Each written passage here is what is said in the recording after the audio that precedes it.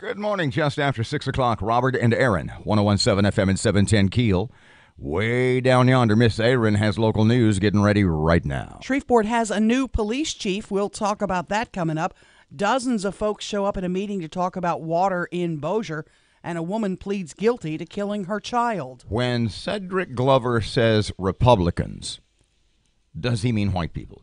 When I say white people, do I mean Republicans? No. Yes. Wait and see. And Mayor Ollie Tyler is going to join us this morning at 7:40. What? Yeah. I mean, I knew about that. Of course you did. Fletcher in sports, traffic, and weather. It's all coming up this hour. It's right here, and it's on KEEL.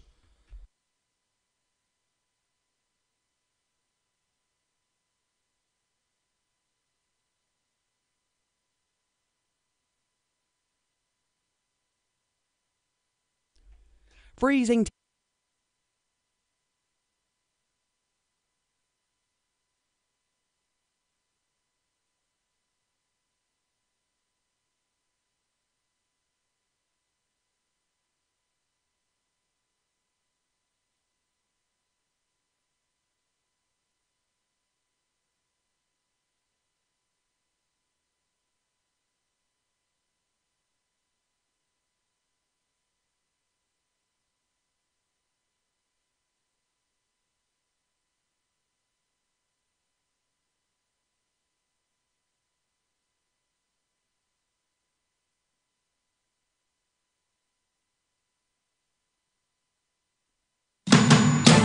The power of information.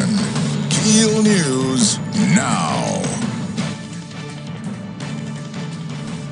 Ben Raymond takes over as substitute chief of police in Shreveport. I can tell you that I'm going to reevaluate everything that we've done. I believe in proactive policing. I come from a proactive policing background, meaning that I work in specialized divisions where we did not respond to crimes or calls for service. We went out and tried to prevent those crimes from occurring in the first place. And so I plan to bring that personality to this position. Instead of retiring, Chief Alan Crump is going on medical leave after submitting a note from his doctor to the mayor. From politics on that same front, despite the rumors swirling around, Caddo Sheriff Steve Prater says he's not getting involved in the Shreveport mayor's race, but he is willing to offer advice on who could take over the police department. I'm not going to do deals, and I'm not going to do political deals with something as serious as law enforcement. I think that the next mayor, whoever it is, should reach out and ask myself and a number of others, who do you think would be a good police chief? Prater says he has talked with the mayor and Adrian Perkins, but he has no intention of endorsing either one in the race. Dozens of folks showed up at a meeting to talk about the water in Bossier. Chlorine burn's been going on since the system tested positive for a brain-eating amoeba. Bob Bocock, the water specialist for Erin Brockovich's environmental team, is in town. He says Bossier has many problems with the system. We'd like to come in and we'd like to look at it. But as soon as we figured out what was going on, bam, the door went shut. And the information is just not flowing as freely as possible. They don't like the fact that we've said that what they're doing is incorrect. We believe that wholeheartedly. What they're doing is incorrect. Bocock says he will continue to press city leaders for change. Deputies rescue a family from a flooded area. Matt Parker with that. Caddo Parish Sheriff's deputies had to rescue a family after floodwaters pushed their SUV into a ditch Tuesday. High water swept the SUV into a ditch near the intersection of Linwood and Barron Road. Deputies had to use a rescue boat to retrieve the group, which included 6 children. The area had been closed due to high water, but the family drove around the barricade in an attempt to make it to a school bus stop in DeSoto Parish. Sheriff Steve Prater says it doesn't take much water to sweep away a vehicle, and if you see a barricade, don't drive around it. From 101.7 FM and 710 KEEL, I'm Matt Parker.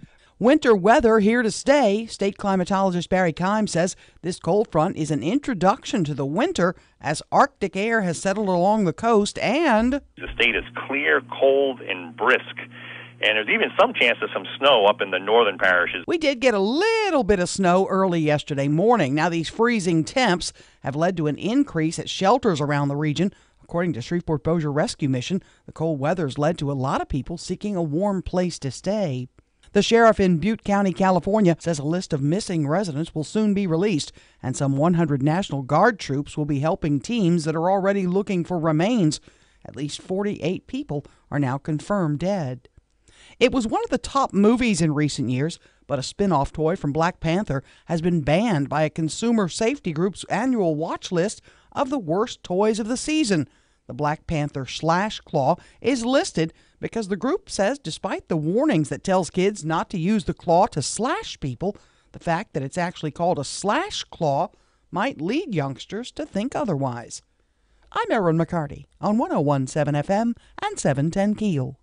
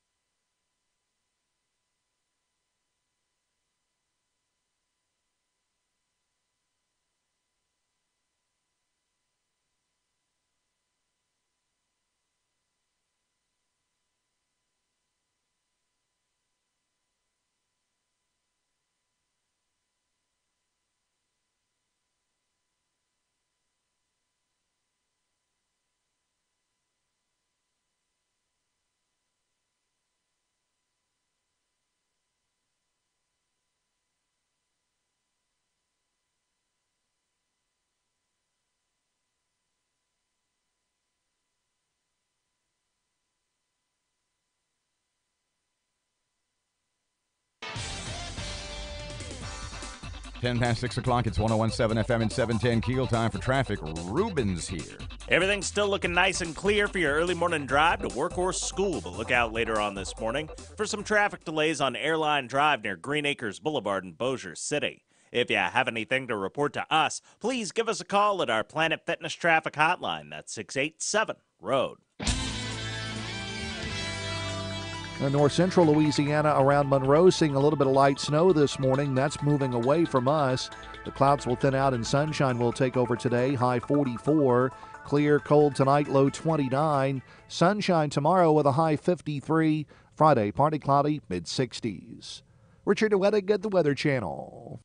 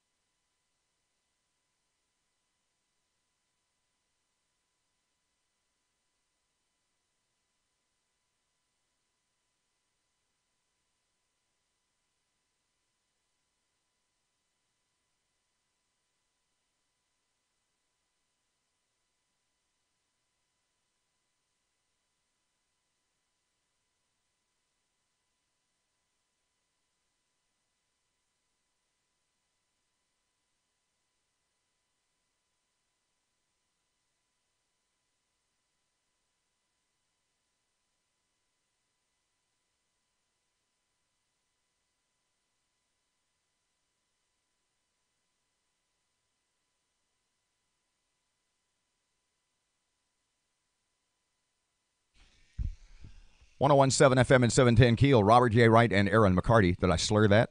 I got a good night. You know what it is, and I've said this before. If I stay up late on, say, Sunday night, I'm okay on Monday. Tuesday, I suffer. Yeah. I tell you that because I stayed up too late on Monday night. I was okay yesterday. Today, I am suffering. I was up late last night. So you're okay today. Yeah. Tomorrow, you'll be dragging the show down. Yeah, I will. What were you... I'm so looking forward to this. I promise we'll get to the new chief of police thing in just a couple of minutes. Mm-hmm. Cedric Glover said some awesome things via social media last night, which makes me look like a genius. Right. Which, of course, makes Cedric embarrassed, probably. Right. So the point being, what did you do last night to stay up late? Oh, man. I was at my first introduction to firearms class at DavTech in Bossier City, Swan Lake Road. Had a group of ladies in there with How me. many did you have last night? They max out? No, but we had 7, 8. I'm not sure. Excellent. It was a wonderful group. Because I know you were aiming for 10 to 15. But well, 10 was the max. Oh, okay. That was all they could handle. And I got to play with all kind of guns. I got to take them apart. Play. What does that mean? Well, not play. I got to experiment and look at and take apart and load and unload and Did you see learn all how the to, buttons. The thing that I'm still not very good at is cleaning my gun. Oh, they're working with me on that. And I don't have a lot. I mean, mine is basically, it's like 3 or 4 working parts. Yeah, it's not simple. It's not a complex operation. I shot a 9 last night. 9mm for those who don't know. I'm learning. Dirty Harriet down there. Holy cow. And you know, it's when the gun is sitting there in front of me, I'm scared of it. I was until yesterday. And now, you know, I asked the instructors, Joey and the guys, I said, that gun now is loaded. We're in the shooting range. The only place loaded guns are allowed there is in the shooting range. Mm-hmm. Okay, so we didn't handle guns in the classroom that were loaded. We had dummy bullets. They're not even blanks. They're dummy bullets, which for me they needed to be called dummy bullets, which was a good thing. But I said, if that gun falls on this concrete floor right now, it's loaded. Is it going to go off? He said, no, they can't. They showed me all the safety features that they cannot go off when you drop them and that sort of thing. What was, 2 questions. 1, what was the one thing that you learned last night? This is the question I always ask people when they do new things. Mm-hmm. What was the one thing you learned that had never occurred to you that you would learn? And it sort of ties into the second question. What was the one thing last night that surprised you the most? You think, like, wow, I'd thought about doing this, but I never thought about that. The surprise is easy for me. The surprise is how loud they are. Oh, yeah. Even with the earmuffs on, when my neighbor next door to me would shoot, when Andrea would shoot her gun, I would jump just because of how loud it was. Yeah. And what were you firing, a 9 or a 380? I was firing a 9mm. Yeah. And the noise, but you know, I asked him about that. You're I said indoors too. Yeah, I said the noise is going to scare me if I have to shoot a guy coming in my house. He said, believe it or not, you don't hear the noise when you're in an adrenaline situation. I've had policemen tell me that. That in those situations, in retrospect, because of adrenaline and whatever, is that no, you don't hear but yes, if you're especially indoors, right? With all due respect to DAVTAC, it's loud in there. The other thing I learned, and they're going to be mad. There's another class tomorrow night, by the way. It's the same class. It's a different group of women. It's a different, You know what? Maybe we want to do this morning, and I'm being totally serious. I don't know if you got any names and numbers. But just to call one of the ladies with whom you practiced, shot. We could, yeah. Had last night, just to see what they thought about it. Right. The other thing that troubles me, and I really don't even want to tell this story. When you say trouble, you really mean, explain to me what you mean by trouble. Well, because we got into some philosophical discussions that's probably not part of the class. Yeah. But women are most concerned about our personal space and when it is invaded. And it seems to be invaded a lot these days. You know, may I interject something? And this is something a woman told me once, a long time ago. And it was something that as a man had never occurred to me about being a woman. Mm-hmm. And if you split the population of the world or your specific space in the world 50-50, i.e. 50% men, 50% women. And this woman told me, imagine going through life knowing that 50% of the people in the world can kick your ass. Yep. I mean, I could probably, look, I'm not a big guy. I'm not an overly strong guy. But I probably could handle myself with 25 or 30% of the men. You know what I mean? Sure, yeah. So, okay, so I'm thinking I could probably be okay physically with most women if something happened. And 75, so the odds are in my favor. Yes. If you're a woman, probably you have to assume that 99.9% of men are physical threats to you if they wanted to be, and that had never occurred to me. And let me finish my story here, because this is part of what I need to change. because we talked about when people approach you, we are too nice. We are, let me try to help. What instance are you thinking about? Well, that happens all the time. No, what I'm talking about is the homeless guy. Yeah, but wait, it's even better than that. Okay, go ahead. This story is even better than that because I tend to be nice, and I'll try to help. You assume the best, They told me, huh? You assume the best. You assume the best. You never assume the worst. And so they said, you need to be mean. You need to say, get the blank away from me. Don't come near me. Go away. I tell you Wait. I got to finish this. So you need to be quiet a minute. Okay, go ahead. I leave Davtac about 9 o'clock last night. I stop at a gas station on Swan Lake Road. A block away. Yeah, not too far away. I pull in to get gas. Guess what the freak happened?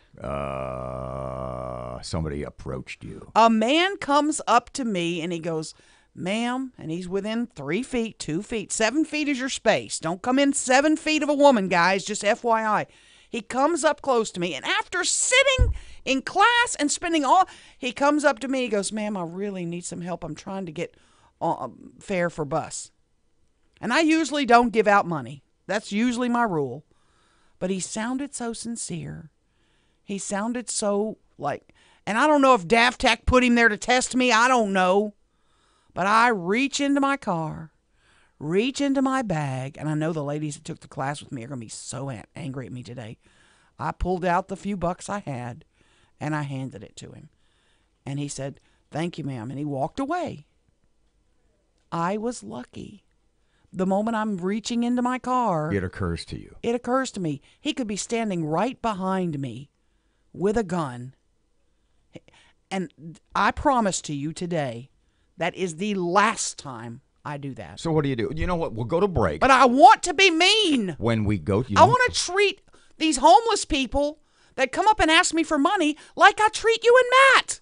Why can't I do that? That's what you were going to say. I was literally getting ready to say, just treat them like you treat me and you'll be fine. Why can't I do that? You know what? We'll go to break. Okay. I need to be taught to be mean. When not mean, forceful. Forceful. And there's a difference. Okay. Because there's something I do when somebody walks up to me, and I'll tell you what it is, and it's not mean, but I have the voice to be forceful. Yeah. So we need to make you a plan, and I need a plan. And we need to rehearse. I need that help. Now, who are we going to get in here that possibly could look like a homeless person? Oh, anybody. Quit looking at me. 19 past 6 o'clock, 101.7 FM, 710 KEEL. Here's Ruben. Everything's still looking nice and clear for your early morning drive to work or school, but look out later on this morning for some traffic delays on Airline Drive near Green Acres Boulevard in Bossier City. If you have anything to report to us, please give us a call at our Planet Fitness traffic hotline. That's 687-ROAD. North central Louisiana around Monroe seeing a little bit of light snow this morning. That's moving away from us. The clouds will thin out and sunshine will take over today. High 44. Clear, cold tonight, low 29. Sunshine tomorrow with a high 53. Friday, partly cloudy, mid-60s. Richard Weddick at the Weather Channel.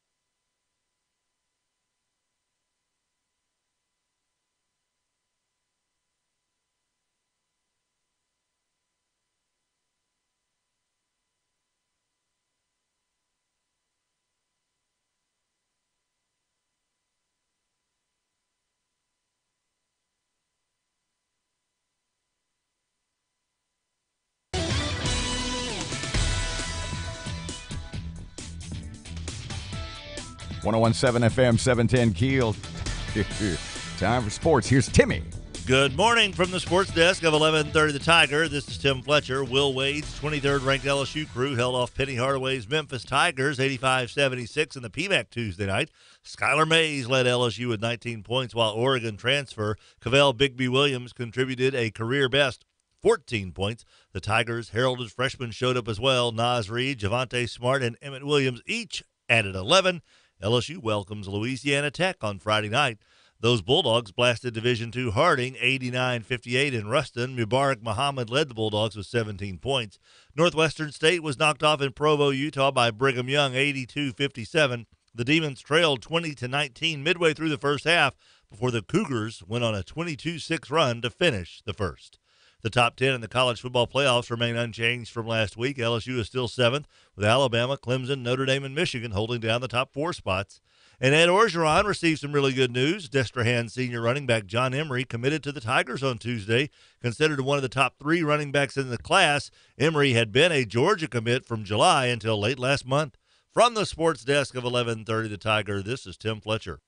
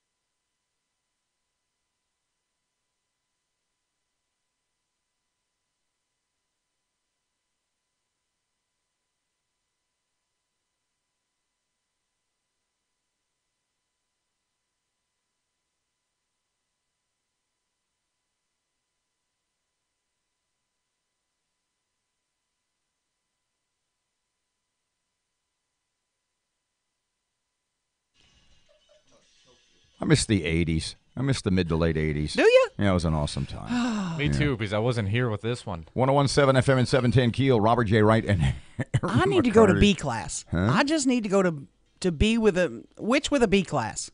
That's what I need. I see what you mean. Yeah. So if somebody just turned on the radio during the commercial break, you had your DavTac Women's Night, Women's Gun Instruction Night, Guns for Beginners, Guns for Dummies. Yeah. And so I asked you what was the number one thing that surprised you. You said how loud they are. They're loud. Yeah, well, they're guns. Yeah. And honestly, it's indoors. If you go out in the field and shoot in the field, it's not going to be quite as Sure, loud. yeah. Still, because I always have earplugs in the car. When I go Right. shoot outside, I have earplugs. But if a guy hate breaks loud into noise. my house, I'm not going to have earplugs in. I'm gonna No, have to but at shoot that it. point, I'm not going to hear what they said. At that point, no. If you hear somebody downstairs and you think you have an intruder, and if you can find your gun, earplugs will be secondary. I promise you. Right. But on the other hand, it's in a. Do you have a plan for that? Because I do. I do. Yeah. When somebody, well, you're downstairs though. Yeah, I'm downstairs. See, I'm upstairs. And I'm in the back of the house, away from the doors. And So if somebody were in there, if you're in the house alone, and I hear some rustling. yeah. Well, first you're going to have to get by my pit bull, because he's going to bark. Assuming he just doesn't lick your Yeah, hand and to there's death. a chance he might lick you to death. I mean, do you actually have... I'm being totally serious now. Do you have a plan? Do you know what you would say? Do you know exactly what you would do? Because I do. Well, I do now, but I didn't until last night.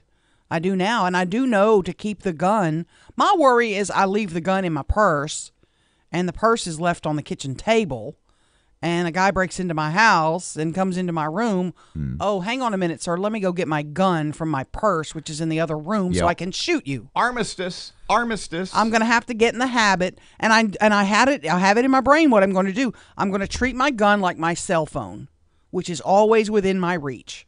My gun will go with me where my cell phone goes. I may even chain them together for a while so that gun comes with cell phone. Because the cell phone sits right by my nightstand, right on my nightstand. Gun will sit on my nightstand. If I'm in the living room watching TV, cell phone is sitting right there. I'm going to have gun sitting right there. So you hear something in the living room. You hear something crash. You hear, what is your plan? I'm going to shout, you need to get out of my home. I have a gun. Get out of the home. I'm calling 911. And if they don't leave, I'm going to stay where I am. I'm not going out to approach them. Excellent plan. I don't have I did learn this too last night. What is a life worth? Because I said, is it worth your television set? Right. They said, is it worth my purse? If someone's grabbing my purse, can I shoot them? If I'm coming out of a store and a man grabs my purse to run off with it, can I shoot them? And he looked at me kind of like, no, because you're not in bodily harm. And what is your purse worth? What is the value of your purse? Is it worth a life? And I had to think about that. See, that's what people ask me all the time, at least gun instructors. Right. They say, look, and I agree 100%, which is why I would stay upstairs, you know? I'm staying where I am. I'm yelling at the guy. I'm calling 911 because you got about 90 seconds to get what you want. Yeah. And if I see you on those stairs, you're going down. Right. But the point is that, no, it's my TV or whatever else is downstairs. Yeah, if you want my TV, to me, go would ahead. never be worth shooting somebody. No, I'm not going to shoot and somebody there are over. people who say, as soon as I hear that door, I'm opening fire. Right. You know, I'm just not sure that people would really do that. You're right. Absolutely right. There's another class tomorrow night. I'm going to ask some more detailed questions and shoot some more guns. But if you're watching us on Facebook, if you want to get up, maybe you're not now, and you want to look at us on Facebook. I knew this was coming. I want you to look at my target. She's holding up the target. You do realize you sit right in front of it, where the only time people can see it is when you're gone. How many bullet holes are in the white space away from the body of the man? A lot of crotch shots. What the hell? Yeah, when they told me to shoot for the what'd they say? I don't know. Shoot for the sensitive area. I said, I got this one. Yeah. I got that one. Obviously, it's a man, so he didn't go for the heart. There's only one. There's only one hole off the guy. 101.7 FM, 710 Keel. Erin has local news up next. Traffic update now. Here's Ruben. Everything's still looking nice and clear for your early morning drive to work or school, but look out later on this morning for some traffic delays on Airline Drive near Green Acres Boulevard in Bossier City. If you have anything to report to us, please give us a call at our Planet Fitness traffic hotline. That's 687-ROAD. North central Louisiana around Monroe seeing a little bit of light snow this morning. That's moving away from us. The clouds will thin out and sunshine will take over today. High 44. Clear, cold tonight, low 29. Sunshine tomorrow with a high 53. Friday, partly cloudy, mid-60s. Richard Wettig at the Weather Channel.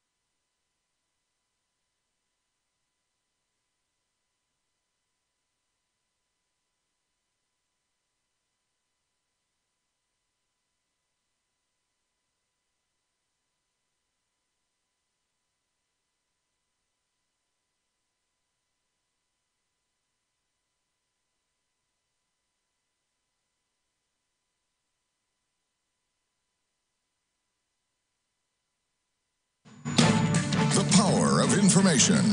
KEEL News now.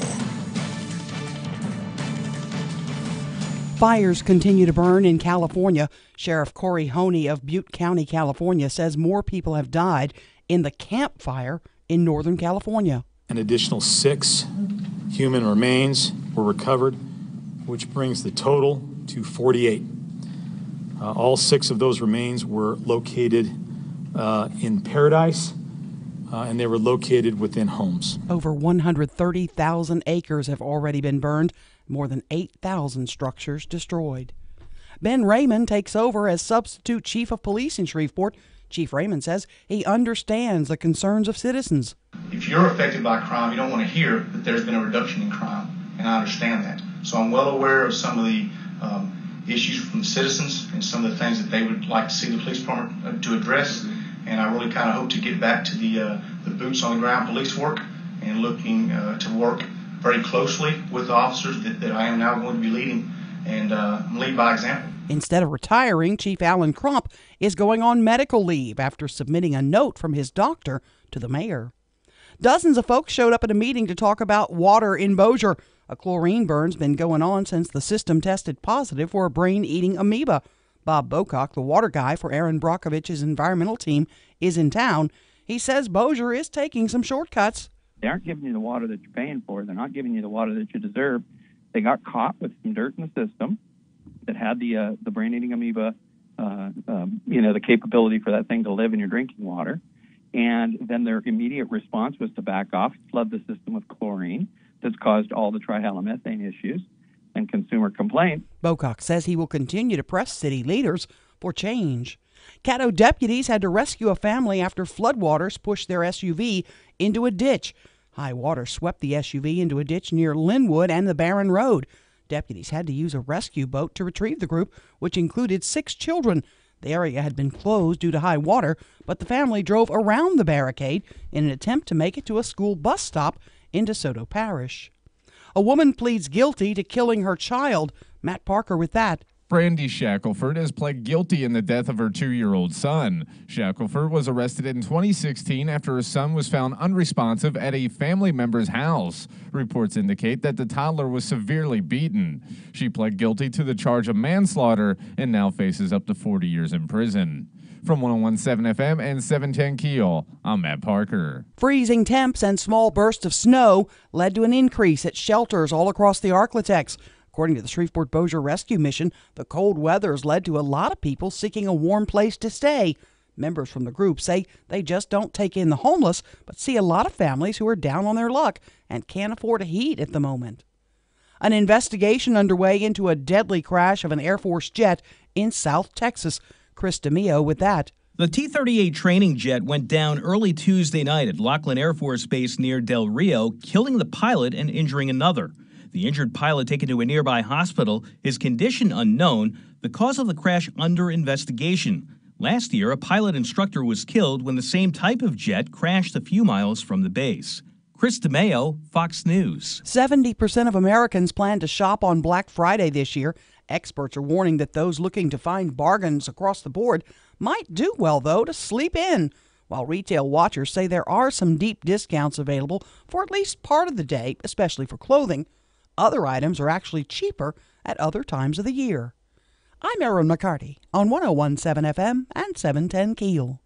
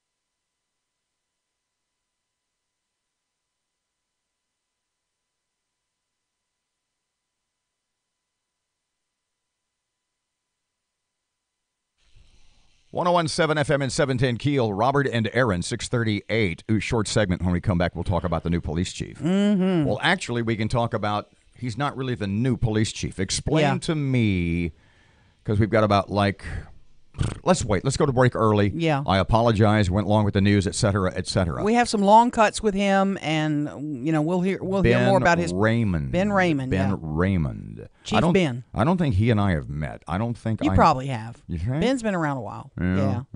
I don't have a lot of police interaction. I'm not like you. You don't? No. No. Okay. I'm not staggering down Uri on Saturday afternoon. 1017 FM, 710 Keel traffic update. Ruben's here.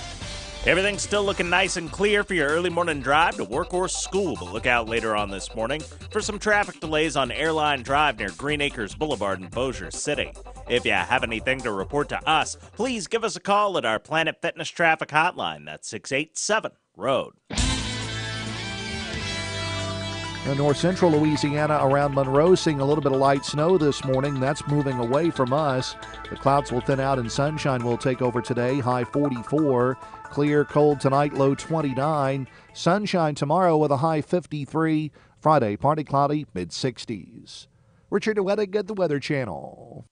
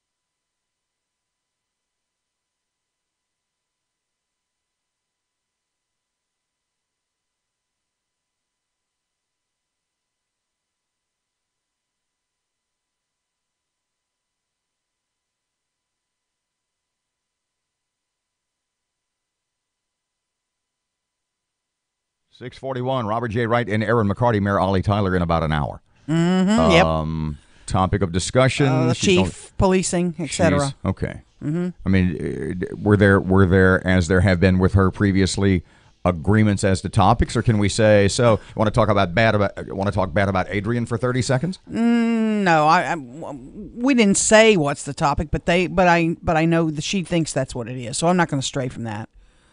It was real clear that I want to talk about the police department. Okay. Her naming of the police Let's talk chief. about that now. What's the deal? She's named Ben Raymond as what's called substitute chief. Okay, and I kind of have to explain that. Yeah, because Matt was kind of, you said, can I quote you on your earlier comment about Chief Crump? Yeah. You said, he's really playing this smart. It's brilliant. Go ahead, what? It's brilliant. He has, instead of retiring, as of tomorrow, I think was his date, he is taking medical leave. What's the difference? Why? Because he will stay on as the police chief's salary until he can retire, which is July date would make his 3-year date as chief. Okay, so he is, I'm assuming now, like my brother in the state drop program. What's called the drop program. I would assume so. And you have to be, when you retire, you get, if you've been at the same position for the last 3 years, right, whatever your pension would be, that's it. That locks it in. If you've been promoted in the last 3 years, then it's sort of an average of your 3-year salary. Well, he's going to have 3 full years as chief when we hit July. So he'll get his full chief pension. So he'll get his, and he has seen the handwriting on the wall that if there's a new mayor, even if he's on leave or whatever, he was going to be demoted. And so he'd be demoted down to a lower salary, which would impact his retirement salary. You follow? Yeah. So he has gotten a doctor to say he needs to be on medical leave. They're not saying why because of HIPAA laws. No. They're not saying what's his ailment. So on one hand, everybody wants to know why about Adrian's, but we don't get to know about Chief Crump. Right. Everybody wants to know. It's, I don't know. I'm not sure what it is. I don't know. It's if what was that again? Oh, sorry, my mic was on. Wow. But you know, I could make a joke about it, but I'm not going to do that. But it's look, I certainly see the strategy involved. Of course, it's smart. I got texts from people that are his enemies saying it's brilliant. It's a brilliant move. People who don't like him at all. Brilliant move. How could this man have any enemies? I can see where he would have. Oh, come on. No. There's a difference between enemies. Well, there's people that think he's a doofus. And opponents. Wow. There are people, there's a difference. I mean, I have people who think I'm a doofus. I really don't think I have that many enemies. You know what I mean? Yeah. Well, these are there people who thought he was a doofus, I guess. There's nobody. I mean, how many, when you look back at all the mayoral candidates, there wasn't one of them that said that he was a bad guy. No, he's a good guy. Or in fact, he's a good guy. They referred to him in glowing terms. Yeah. Now we move on to Ben Raymond, who was a chief administrative assistant. He's been with the force 19 years. Mm-hmm. He's been, an SRT member, narcotics agent, patrol officer. He's even taught at the academy. He's done a lot of stuff. Okay, so his first comment he's talking about, and basically this is, wow, you're kind of jumping on a moving train here, aren't you? Substitute chief, what do you expect? How hard is that going to be? What do you know that's going on? Certainly, I'm aware of the operations we have been running and those that are on the horizon due to some of the crime issues we've had. I can tell you that I'm going to reevaluate everything that we've done. This obviously is a new appointment to me as well. I believe in proactive policing. I come from a proactive policing background, meaning that I work in specialized divisions where we did not respond to crimes or calls for service. We went out and tried to prevent those crimes from occurring in the first place. And so I plan to bring that personality to this position. And so I'm certainly going to look at some of the ways we can address some of the spikes in crime we've seen. I'm going to look at some of our specialized units, and I understand the reason they were created, make sure that they're still operating in the manner that I believe they should. They're on the streets when some of these crimes are occurring, and that they are taking the appropriate enforcement actions to try to reduce these crimes. Okay, substitute chief Ben Raymond, cut number 2. Mm-hmm. Miss Ollie says, mayor says, crime numbers down, but people say that's just not the perception. You bet it's not. Perception is things are pretty bad. What do you think about that? I understand that people are getting tired to some degree of seeing that our crime stats have been lower as compared to last year, and I know Chief Gooden has said it, Chief Crumpet said it, that if you're affected by crime, you don't want to hear that there's been a reduction in crime. And I understand that. So I'm well aware of some of the issues from the citizens and some of the things that they would like to see the police department to address. And I really kind of hope to get back to the boots on the ground police work and looking to work very closely with the officers that I am now going to be leading and lead by example. One of the major criticisms, the chief criticism, no pun intended, the number one criticism, I guess, of the Shreveport Police Department, or at least its hierarchy over the last couple or 3 years, manpower, is how officers are assigned. You bet. What do you think about that? What do you know? What can you do? Earlier today, when I was approached about this position, I pulled rosters of all our personnel and where they're assigned, both those assigned to Uniform Services Division and Investigative Division. And I'm going to take a closer look and make sure that we have our personnel allocated in the best locations. I understand that we are all patrol officers at heart. We were hired to do the job of patrol officer and actually be out there responding to calls for service. We have the ability to have specialized units to assist with those calls, but I'm going to make sure that we have an adequate number of people on the streets in marked police units available to assist the citizens as needed. And the last cut is basically is this is the best one. Is the criticism that Shreveport policemen are desk junkies. Do I want to? I couldn't have. Yeah, what is it? Desk jockeys? No. That's rough, but it's not wrong. Is that criticism legitimate? When we talk about officers behind desks versus officers in the streets, for 14 years that I worked in the narcotics division, I had a desk, and most days I spent time at that desk, typing reports and writing search warrants and taking care of evidence.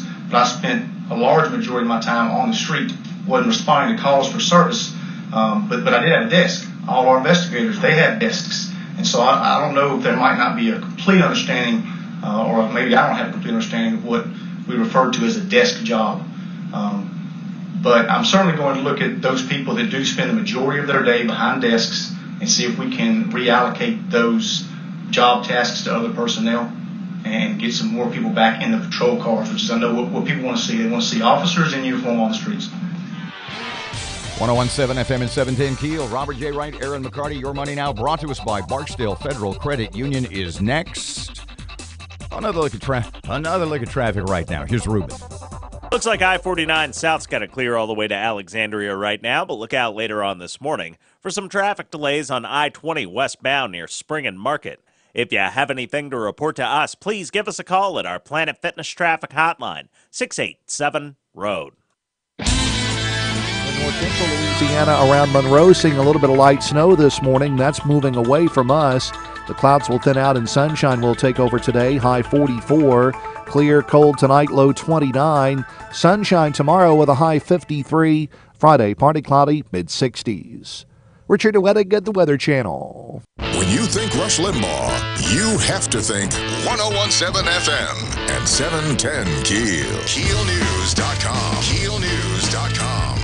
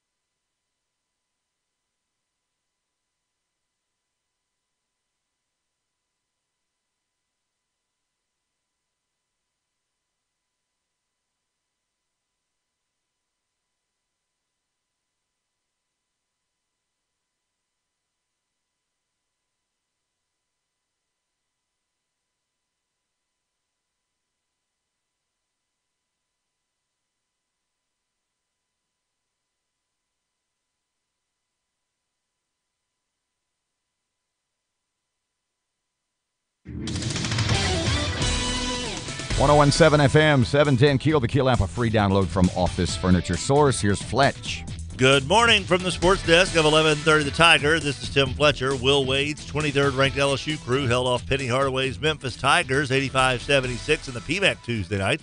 Skylar Mays led LSU with 19 points, while Oregon transfer Cavell Bigby Williams contributed a career best 14 points. The Tigers' heralded freshmen showed up as well. Naz Reid, Javante Smart, and Emmett Williams each added 11. LSU welcomes Louisiana Tech on Friday night. Those Bulldogs blasted Division II Harding 89-58 in Ruston. Mubarak Muhammad led the Bulldogs with 17 points. Northwestern State was knocked off in Provo, Utah by Brigham Young 82-57. The Demons trailed 20-19 midway through the first half before the Cougars went on a 22-6 run to finish the first. The top 10 in the college football playoffs remain unchanged from last week. LSU is still 7th, with Alabama, Clemson, Notre Dame, and Michigan holding down the top 4 spots. And Ed Orgeron received some really good news. Destrehan senior running back John Emery committed to the Tigers on Tuesday. Considered one of the top 3 running backs in the class, Emery had been a Georgia commit from July until late last month. From the sports desk of 1130 The Tiger, this is Tim Fletcher.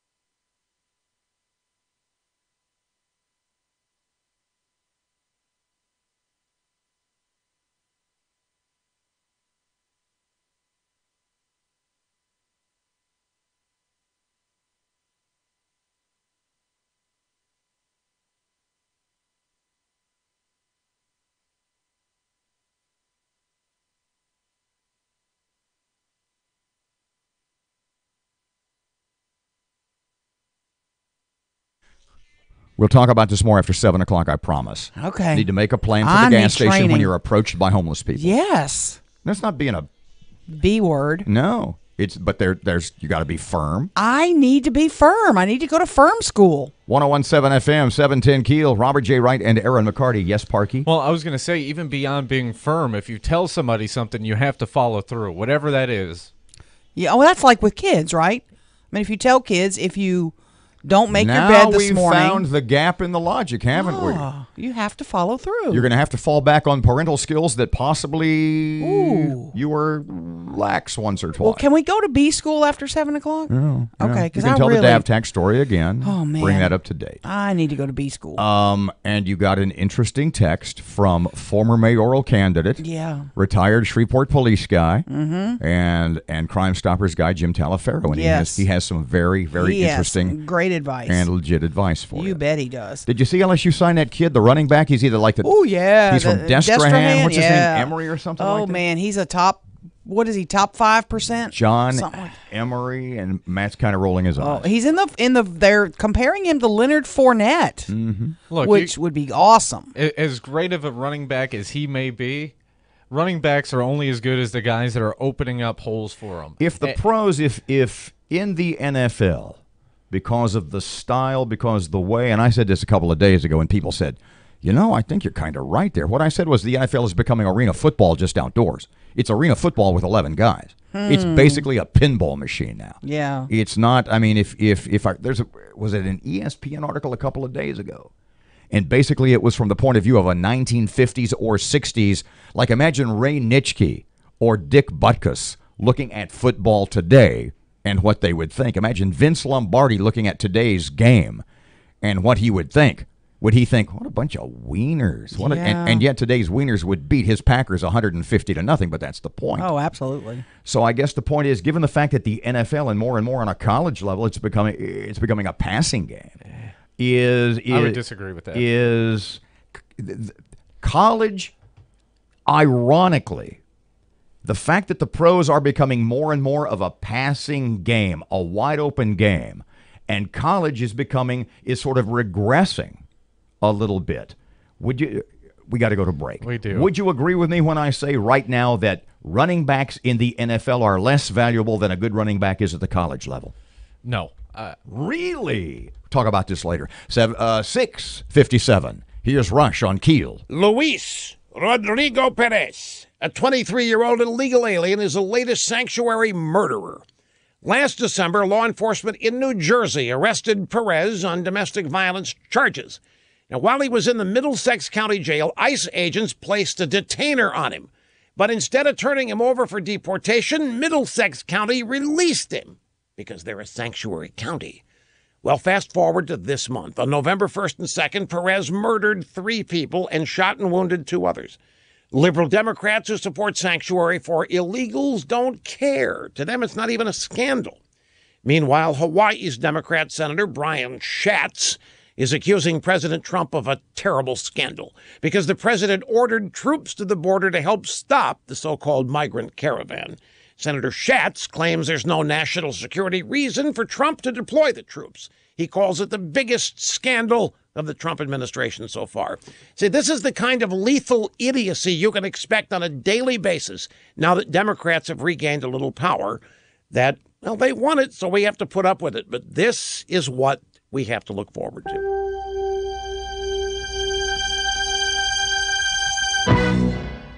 Hey, folks, 'tis the season for more shopping online, more booking travel, and all that activity while using your device leads to online identity exposure. Your personal information's going to be at risk.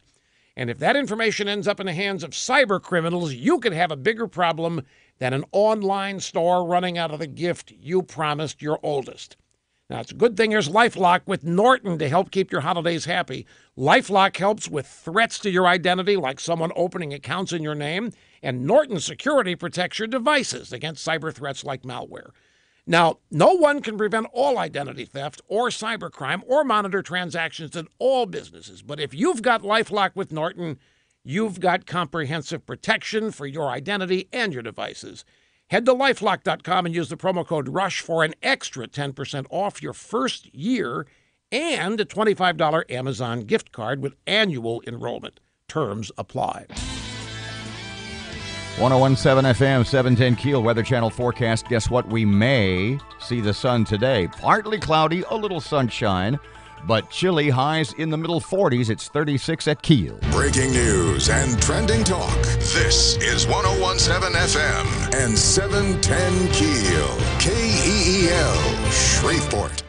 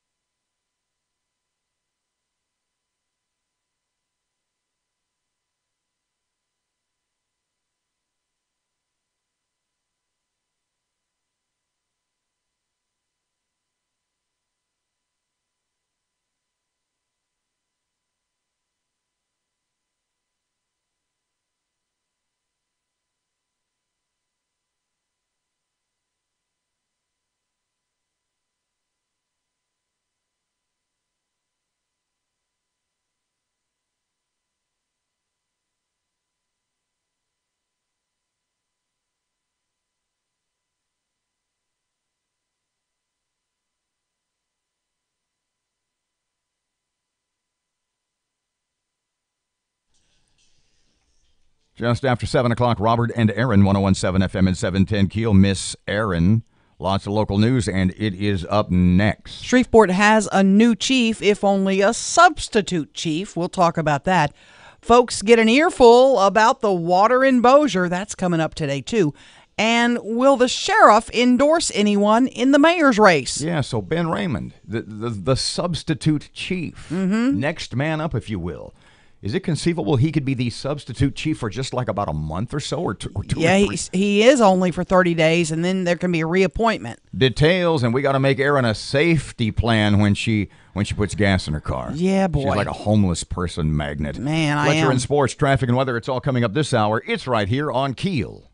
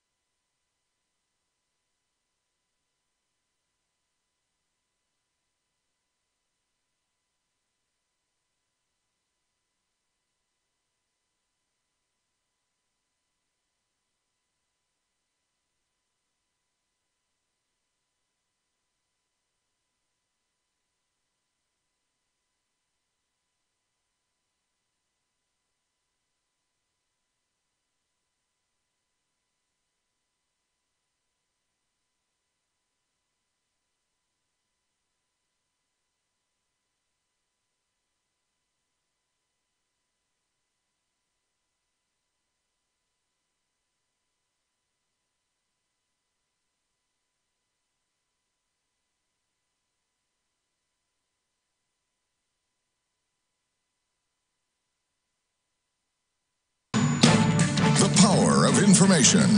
KEEL News now. Ben Raymond takes over as substitute chief of police in Shreveport, and he has this message for his force. We are all patrol officers at heart.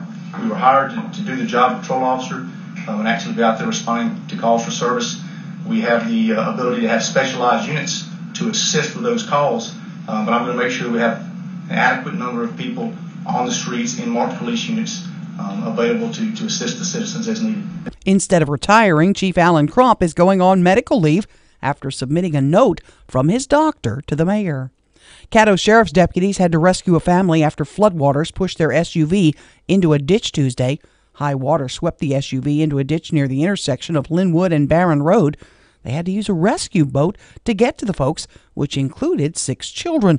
The area had been closed due to high water, but the family drove around the barricade in an attempt to make it to a school bus stop in DeSoto Parish. Sheriff Steve Prater says it doesn't take much water to sweep away a vehicle. In the mayor's race, both candidates are busy trying to win support from voters who chose someone else. Some have claimed Caddo Sheriff Prater might make an endorsement in the race, but he tells KEEL News that is not going to happen. No, I'm not a political whore like that. I'm not going to give my endorsement in order to appoint somebody to a position. That's ridiculous. Prater did tell us he would be willing to offer the mayor advice on who is qualified to be police chief if she should ask. A woman pleads guilty to killing her child. Brandy Shackelford has pled guilty in the death of her 2-year-old son. She was arrested in 2016 after her child was found unresponsive at a family member's home. Reports indicate the toddler was severely beaten. She pled guilty to manslaughter and faces up to 40 years in prison. This cold weather leads to shelter intake increases. Matt Parker with that. Freezing temps and small bursts of snow have led to an increase at shelters across the Arklatex. According to the Shreveport-Bossier Rescue Mission, the cold weather has led to a lot of people seeking a warm place to stay. Members from the group say that they just don't take in the homeless, but see a lot of families who are down on their luck and can't afford heat at the moment. From 101.7 FM and 710 KEEL, I'm Matt Parker. Dozens of folks turned out at a public meeting to talk about water in Bossier City. One of them there was Bob Bocock, who represents Erin Brockovich's environmental team. He says the city is taking shortcuts, and he will be around to see that things are changed. Well, we're still getting the complaints from the consumers about the odors associated with the high doses of chlorine, but I think that they're probably getting better. He is hoping to get a meeting with city leaders and tour our local facilities. 5 days after the deadliest and most destructive wildfire in California history, people still waiting for word on their missing loved ones. More than 1,000 evacuees are at shelters. Authorities say the fire killed at least 48 people. A guy breaks into a home in Augusta, Georgia, jumps into bed with the couple who was watching TV. Now, as weird as that is, it got weirder. The report says the couple fled the home and the intruder ran after them. He was eventually caught. I'm Erin McCarty on 101.7 FM and 710 KEEL.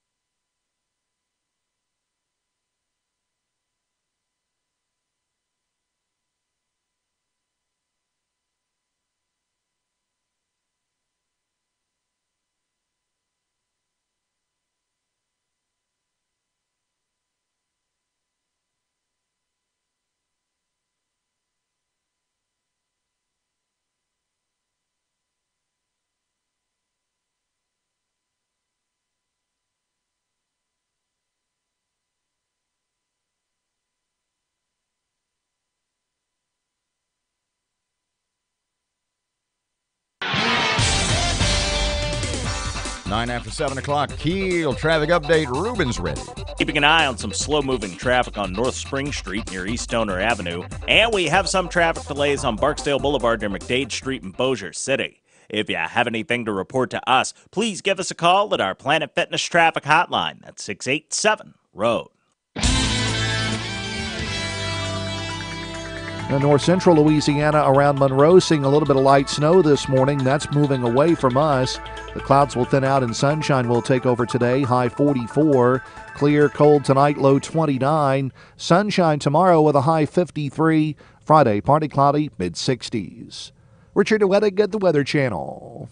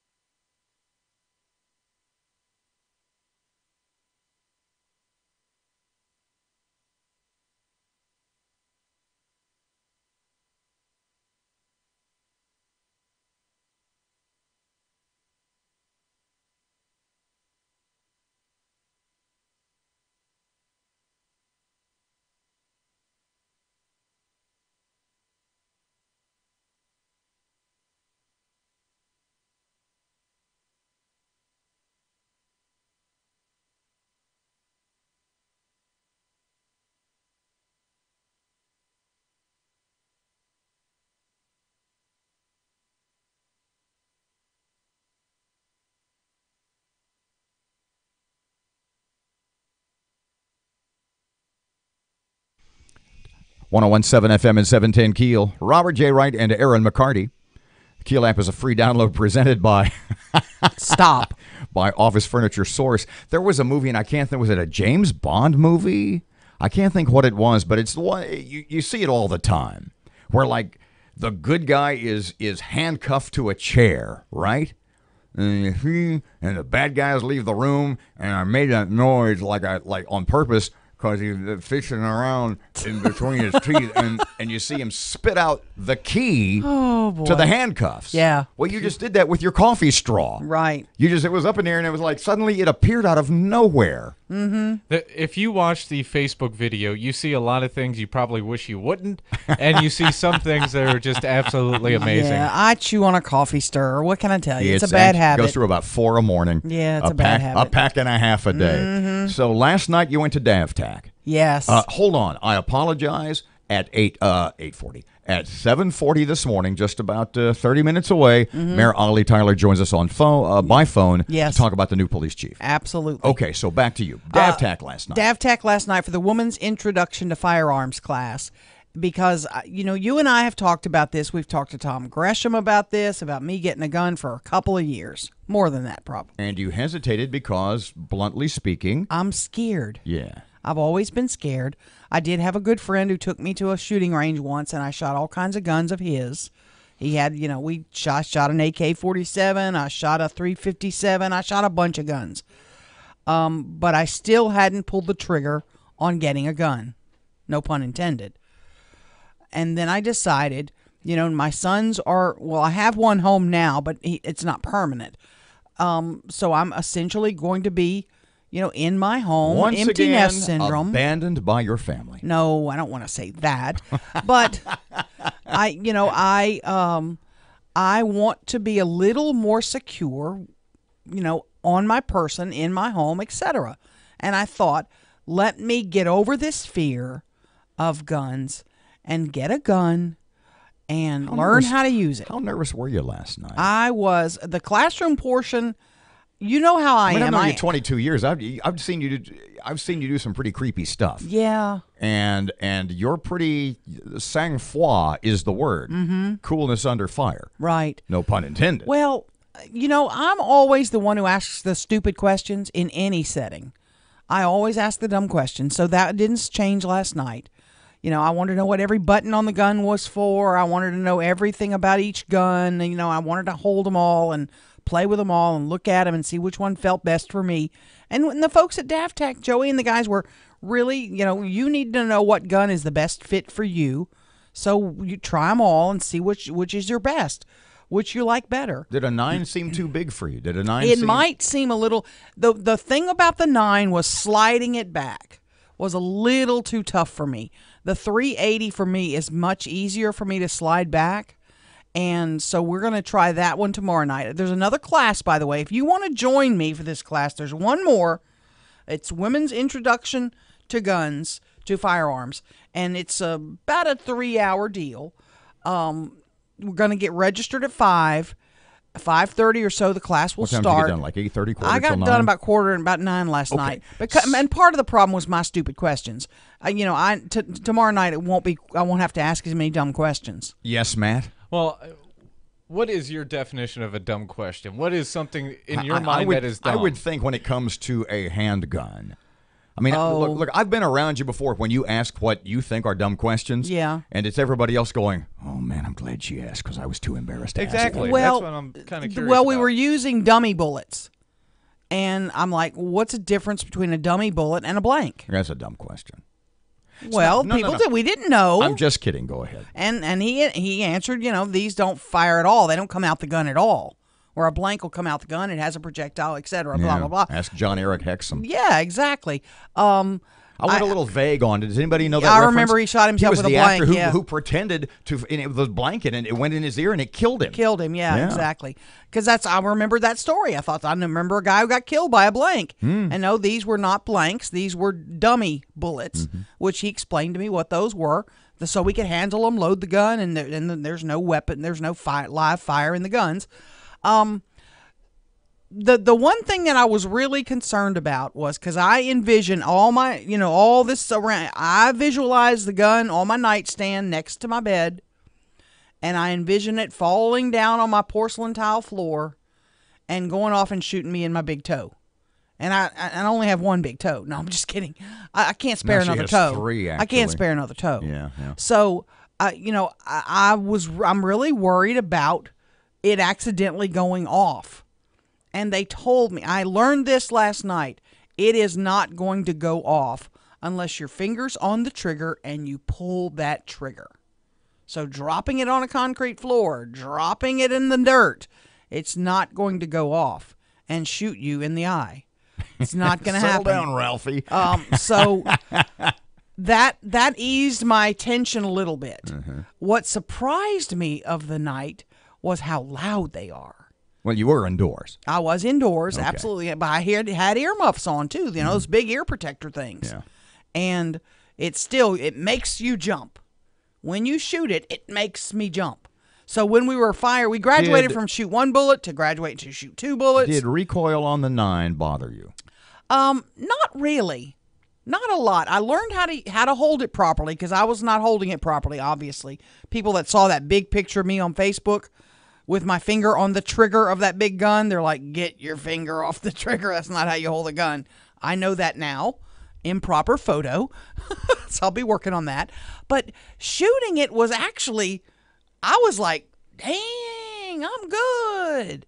And I'm going to post a picture of my target because when they told me to shoot for his sensitive area, man, I'm good at sensitive areas. Well, at least with a gun. This guy's like you. He's barren. Small? No, he's barren. He ain't having nothing. Okay. There was part of the class last night that you immediately, and dare I say poorly, put into practice. When we come back. God, man, right 5 minutes after leaving the class, I screwed up.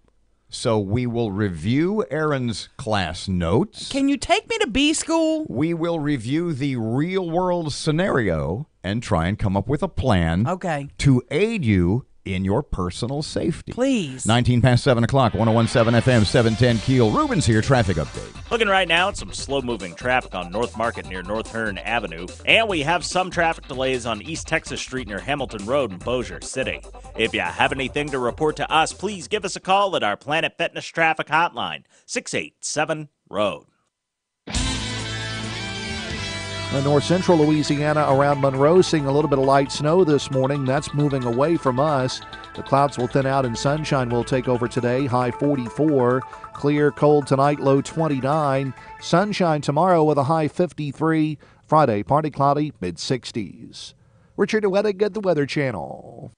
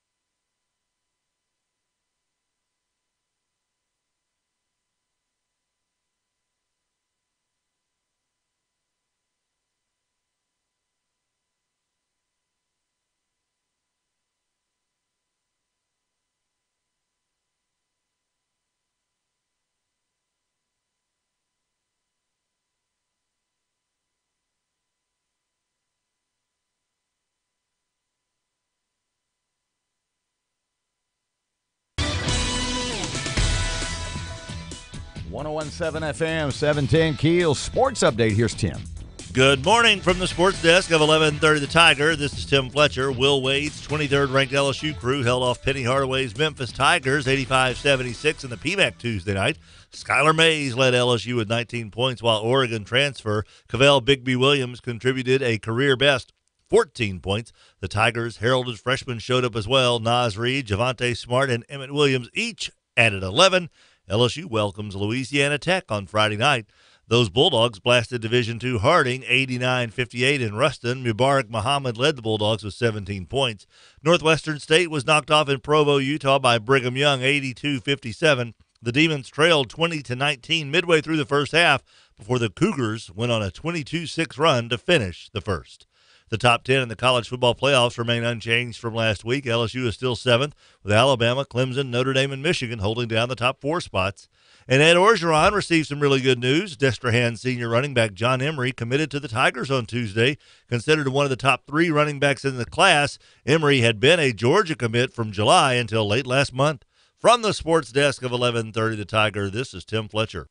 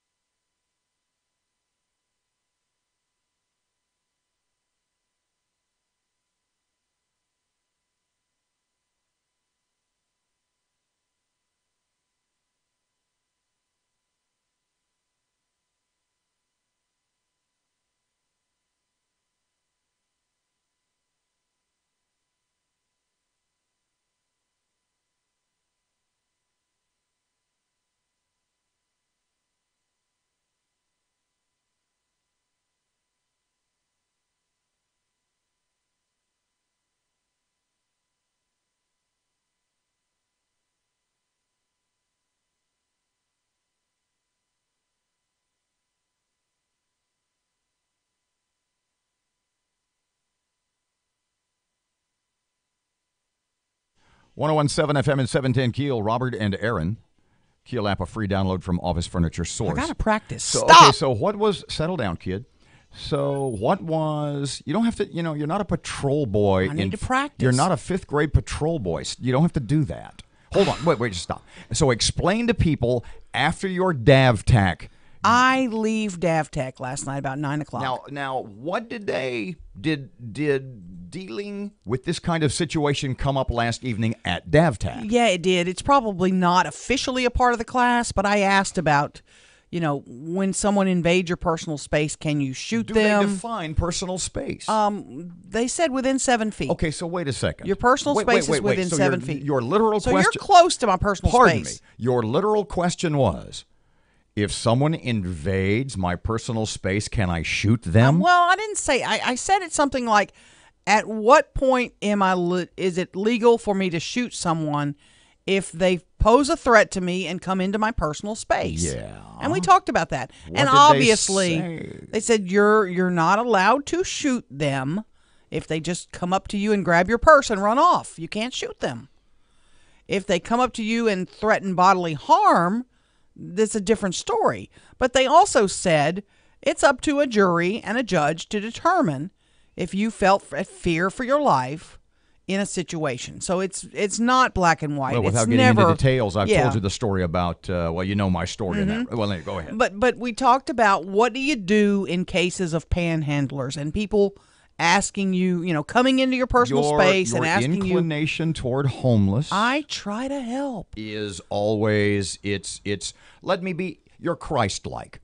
Okay. Oh, that's you are kind. You are open. You assume the best. It is come into my world. Mm-hmm. Let the little children come unto me. Right. The problem is that's a real world situation. And you know what they also told me? They said a lot of the criminals know that, and so they use that to get into your world. So you Hi, left ma'am. DavTech last night. I pull into a gas station on Swan Lake Road, not too far away. You're 5 minutes away. I'm 5 minutes away from, being told you need to just tell them, stop, back up. I can't help you. Sorry, go somewhere else.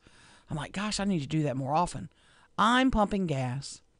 A man walks up to me, says, "Ma'am, can you spare a couple of bucks so I can get on the bus?" How far away is he? He's 3 feet away. He's in my circle.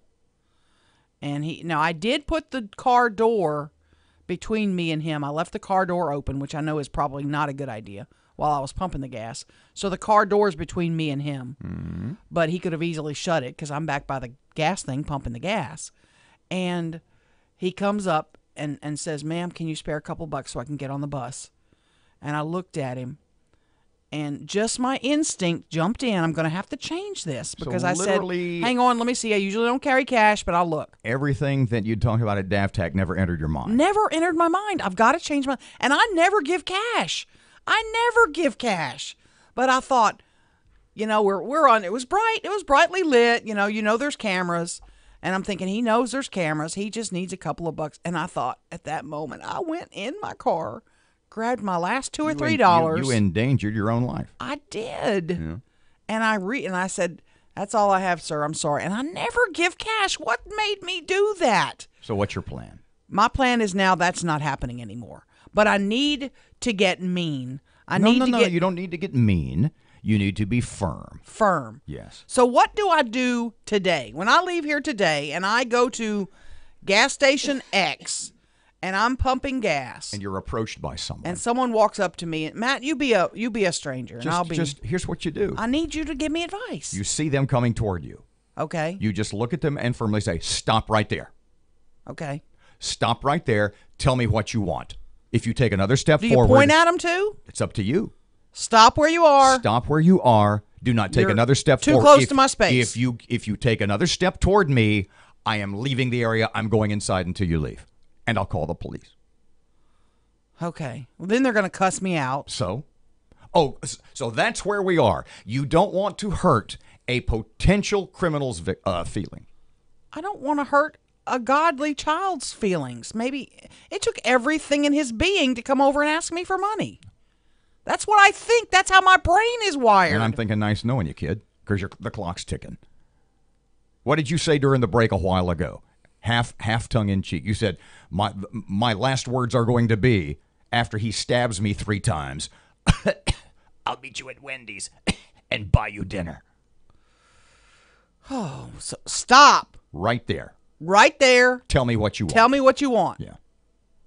If you take another step, and if he doesn't, just walk away. Go indoors. Okay. See, my sort of rule is, that's what I say if someone approaches me, and I'm a guy.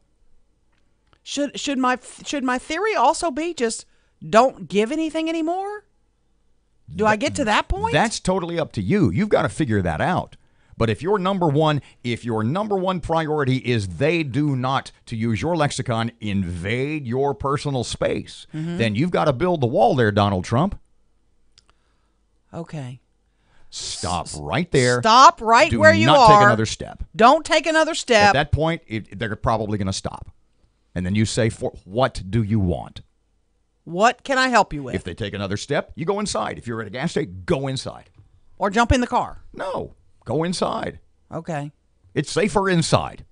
Okay. In fact, run inside. But inside, I got to cross his path. He's in between me and He's inside. He's going to go away. Get away from him. There's a circuitous path to inside. Yeah. If you start screaming and running, he's probably going to go away.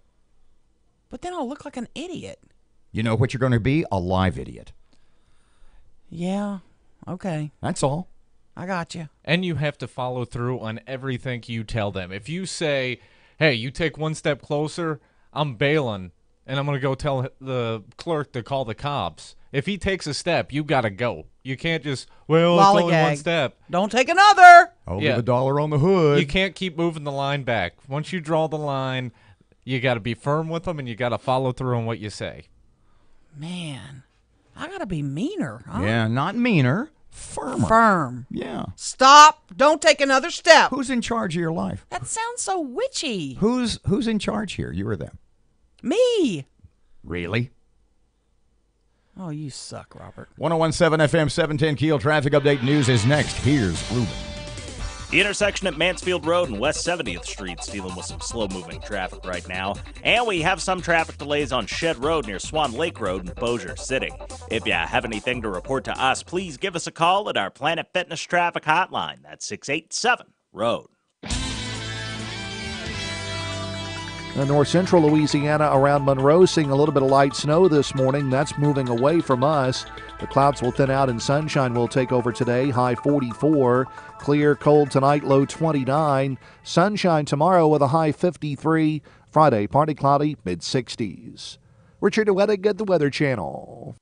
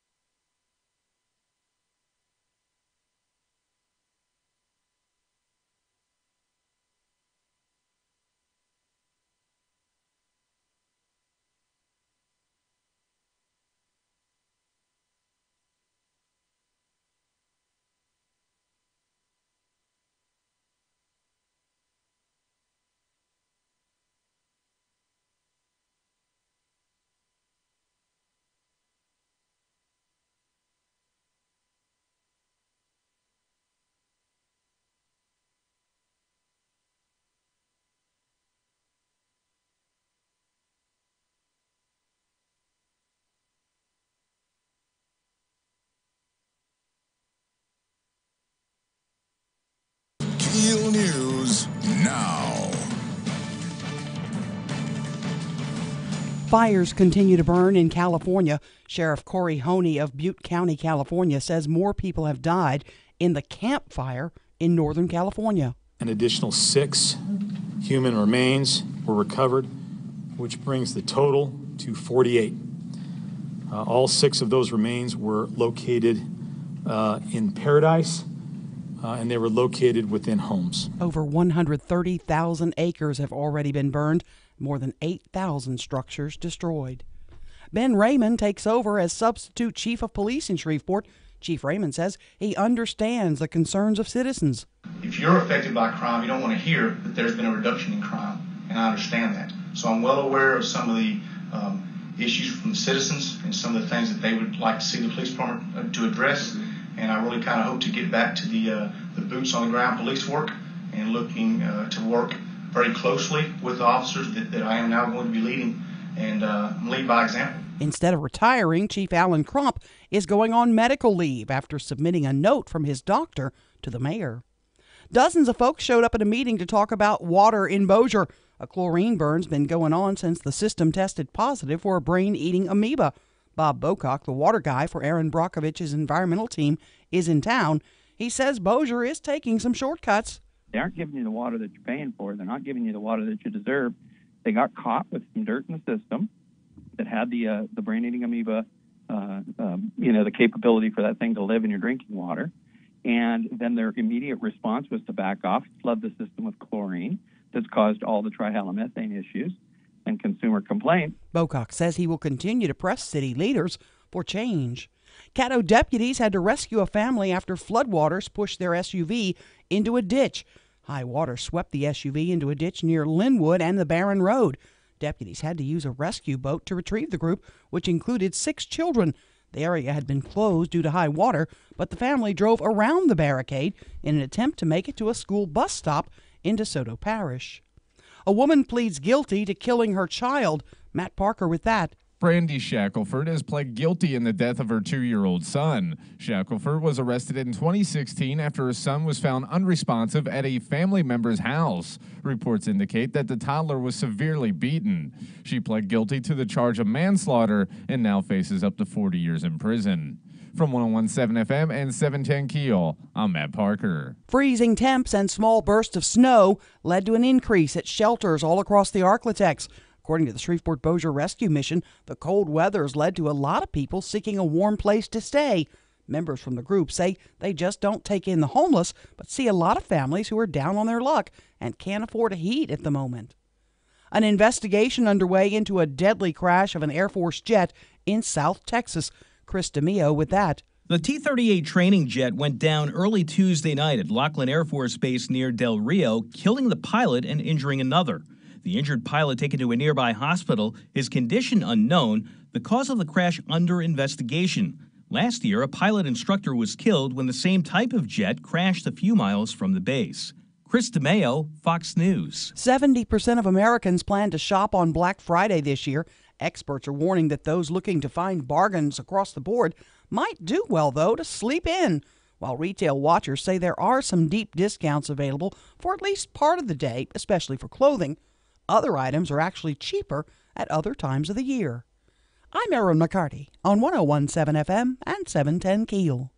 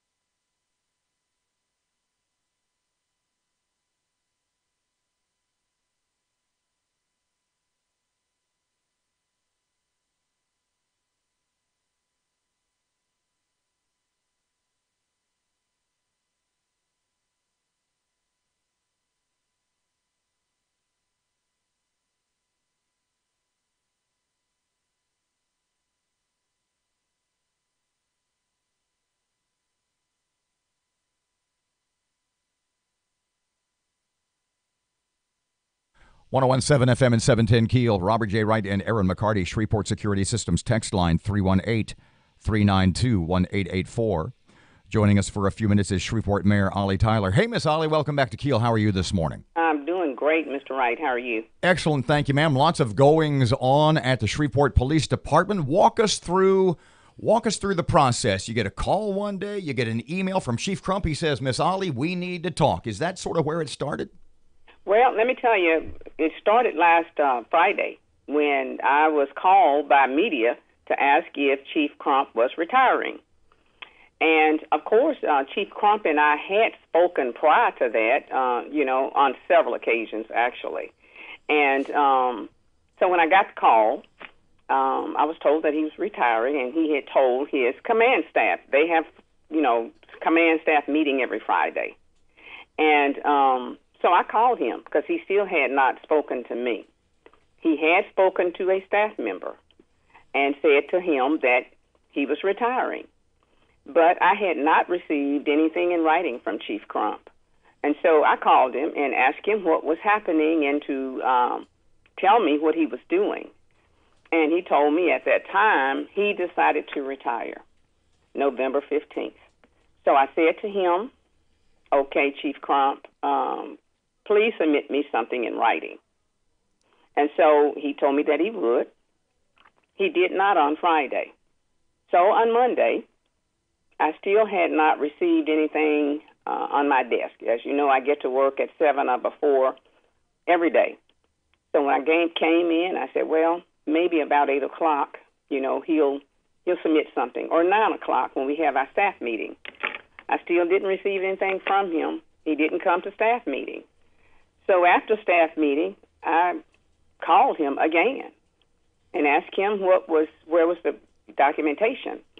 And he said, well, I'll send you something. I said, well, Chief Crump, I really need to have something in writing. So he sent me a text message, probably about 3 minutes until 3. I have copies of the text message that he sent me, telling me that he decided not to retire, that he had gone to his doctor, and his doctor had placed him on medical leave. What can you tell us about that? What specific ailment? I know there's lots of like HIPAA rules and stuff like that. What do you know about that?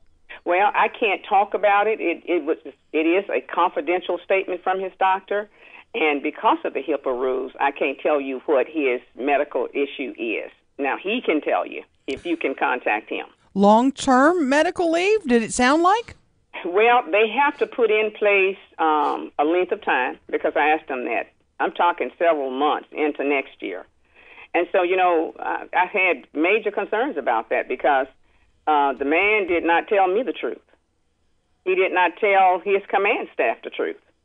And so at that point, I was able to say to him, I need a doctor's statement. Excuse me, Miss. At that time, I didn't have a doctor's statement. Pardon me, Miss Ollie. Pardon me just a second. When you say he did not tell me the truth, what I'm inferring from what you're saying is that when he told you he was going to retire, he already thought or already knew he was going to take medical leave. Is that what you think?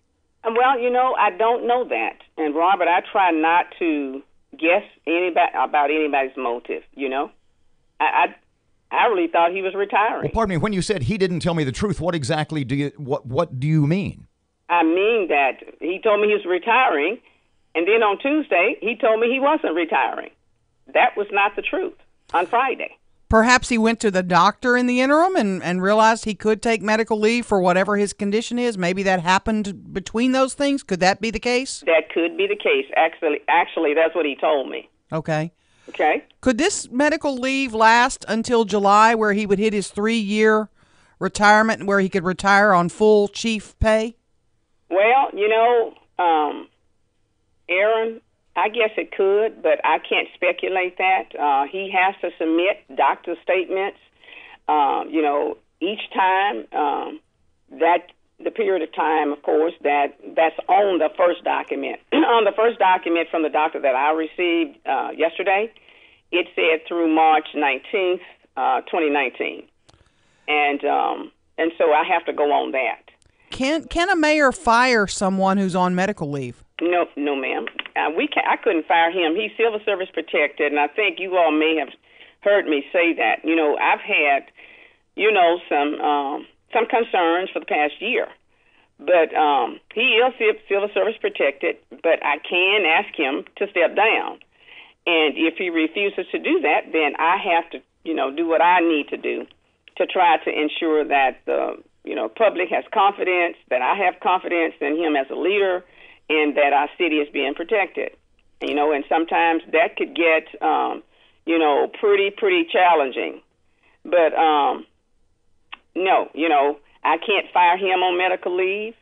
I can't fire him even if he's not on medical leave, but I can ask him to step down. Now, on medical leave, one wouldn't ask him to step down anyway. Right. But I do have the authority to appoint a substitute police chief who has the same authority and the same rights as any police chief. And that's what I've done. And that's Chief Administrative Assistant Ben Raymond, who's been with the force 19 years, I believe. Yes, ma'am.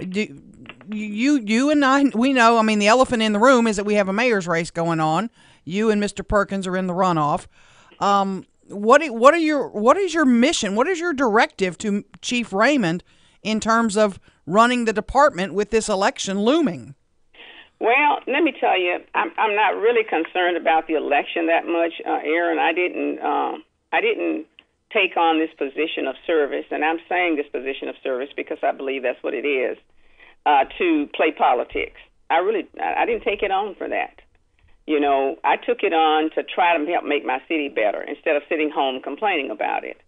I spoke with Chief Raymond at length yesterday afternoon because I looked back at the track record of those people who really applied for the police chief, on our first search in 2016, and his name popped up as one that was very, very, he had a great interview anyway. Miss Ollie, pardon me, was he the first one you asked? He is. I talked with Bill Gooden, of course, because he was the deputy chief, and I talked with him about whether or not he had any interest, but I did say to him that I was looking at someone else. We are very honest, and we're very straight up with each other. And so in talking with Bill Gooden, because he is a great police officer and great deputy, I wanted to get his feelings about, the appointment that I was going to make with Ben Raymond. And, Bill was very honest with me. And he would do anything I asked him. But when Ben Raymond's name came up and he brought it up, I said to him, I believe that Ben Raymond is well respected by the department. I've gotten to know him in his role. He oversees a $50 million budget for the police department in his role. He came up through the ranks, and, I had an opportunity to check on his background when he applied the first time for chief. He's worked in every division in the police department, from patrol all the way up. People over there respect him. All of the co-workers, I respect him as a leader. And so, Chief Gooden feels really good about Ben Raymond. So I had those discussions. Mayor, and I don't know that you'll answer this, but I'm going to ask it anyway. Sure. And I hate to even ask it, but I'm going to do it. Sure. Did you stand behind Alan Crump too long? I think I did. I'm honest about that, and I take ownership on that. Yes, ma'am. Explain why you say that. I tried to give him a chance. Wish you hadn't? Wish you'd moved on earlier? Well, let me say this to you, Erin. I don't do anything to hurt anybody. I've been bashed a lot, but you've never heard me bashing or pointing fingers at anybody. I try my very best because of who I am and my faith in God. I try not to hurt anybody. Okay? And let me say that first. At the time when I appointed Chief Crump, we had a lot of things happening around the country. with police officers shooting citizens. And I know you all remember that time. You bet. And, we had Baton Rouge, Dallas, Baltimore, Florida. We had police riots and police and citizens confrontations and shootings in several cities around our nation. I tried to appoint someone I thought could keep a lid on that in Shreveport. We had several citizens, one or two citizens, I'll say one or two, because that was what we had, coming before our council, doing council meetings, saying we're going to have the same thing in Shreveport. Our police department is going to abuse our citizens. I appointed somebody I thought that could keep a lid on that at the time. And he did, I believe. I think his leadership, helped us with that situation, and we didn't have that here in Shreveport. And so that was the reason, I looked at his record. I knew a little bit about him when he worked at Fair Park with young people there, and looked at his record of, his calm demeanor, but yet firm. And so I think at the time when I appointed him, I was looking for somebody who could actually help us try to ensure that we didn't have the kind of situations we were having across the country with police and citizens. So, I won't say that I regret it. I think I made the right choice at the time. I think as time progressed and I had conversations with him, a year into his appointment about some issues that I was seeing that I was not comfortable with. And, he made a commitment to me that if I ever asked him to step down, that he would. Miss Ollie, just to clear it up once and for all as our last question, the resignation, now the medical leave of Chief Crump, this is all of his doing. You in no way urged him or nudged him in that direction? For the medical? As far as what you thought was the resignation and pending retirement? No, sir. And I've never lied to anybody. That was a shock to me. I came out Friday, and I want you all to think about this because, what I've learned since I've been elected as an elected official, politics are really, really ugly, and people will make up things. I'm not going to do that because that's not who I am. I had no idea that he was going to tell me one thing on Friday and submit something in writing to me differently from what he told me. Okay? And you didn't ask him to you didn't ask him to go ahead and retire. This was his motivation to retire from jump, not your saying, "Could you go on and move out now?" Well, Erin, I've had those conversations with him for the past year. Not about retirement, not about resigning, but I saw him struggling with his leadership role. I saw him struggling with public confidence. I was struggling with having confidence, even though I still will say one man doesn't determine the spike in crime. We got a real community-wide problem there, like other cities our size. But leadership is very crucial to strategizing, to having confidence, to making sure that we are moving in a direction where people know that we are taking care of our business. I won't get into a lot of the things I've been talking to him about over the past year because it is personnel issues. Gotcha. And so, I'm not going to do that. But when he talked to me last week, after the results came out, he asked one of the staff members, and I'm not going to call names because I don't like to put my staff in anything. I mean, I think that's not the right thing to do. And that staff member told me, he said, "What happened? Do you think I'm the reason for that?" Ah. Okay. Interesting. The staff member told him what he thought. And that's when he said, I'll need to go home and talk to my family. And he came back and told that staff member, "I'm going to retire. It's affecting my family." Gotcha. And so he hadn't told me that. Right. I was not going to take somebody's word for it. So I picked up the phone and called him. Miss Holly, I apologize. We are backed up against the clock, but we do appreciate all the time this morning. Thank you once again, ma'am. Greatly appreciate And hope you'll join us in studio soon.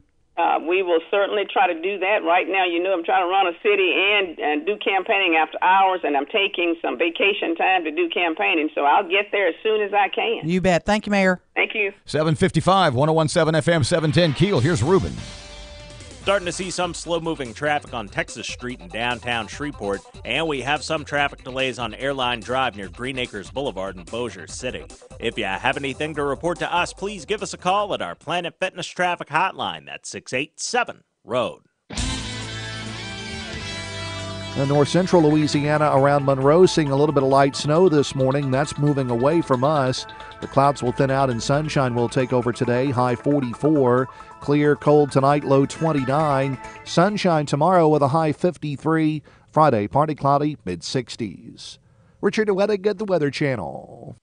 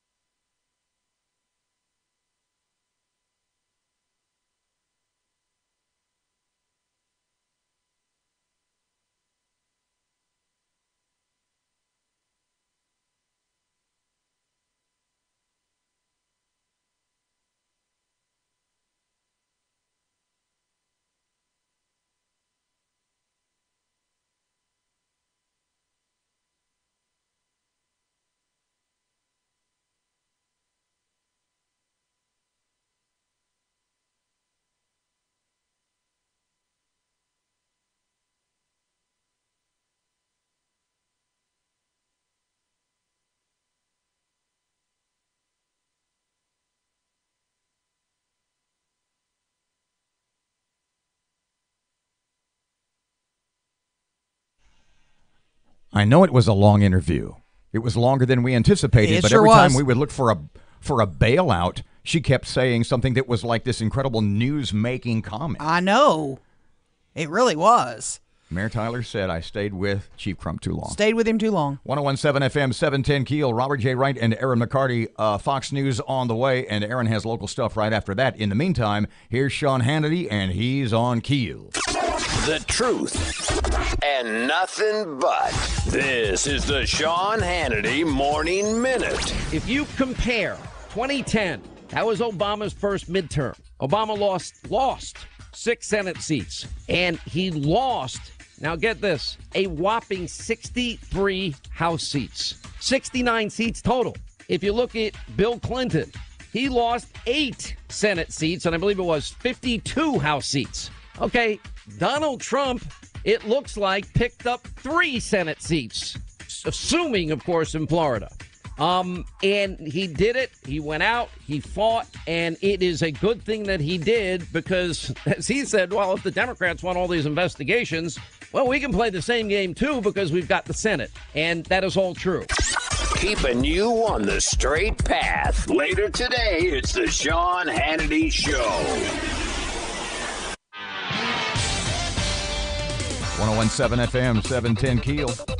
Keel app's a free download presented by Office Furniture Source. Traffic update one more time. Ruben's here. Starting to see some slow-moving traffic on Texas Street in downtown Shreveport, and we have some traffic delays on Airline Drive near Green Acres Boulevard in Bossier City. If you have anything to report to us, please give us a call at our Planet Fitness traffic hotline. That's 687-ROAD. North central Louisiana around Monroe seeing a little bit of light snow this morning. That's moving away from us. The clouds will thin out and sunshine will take over today. High 44. Clear, cold tonight, low 29. Sunshine tomorrow with a high 53. Friday, partly cloudy, mid-60s.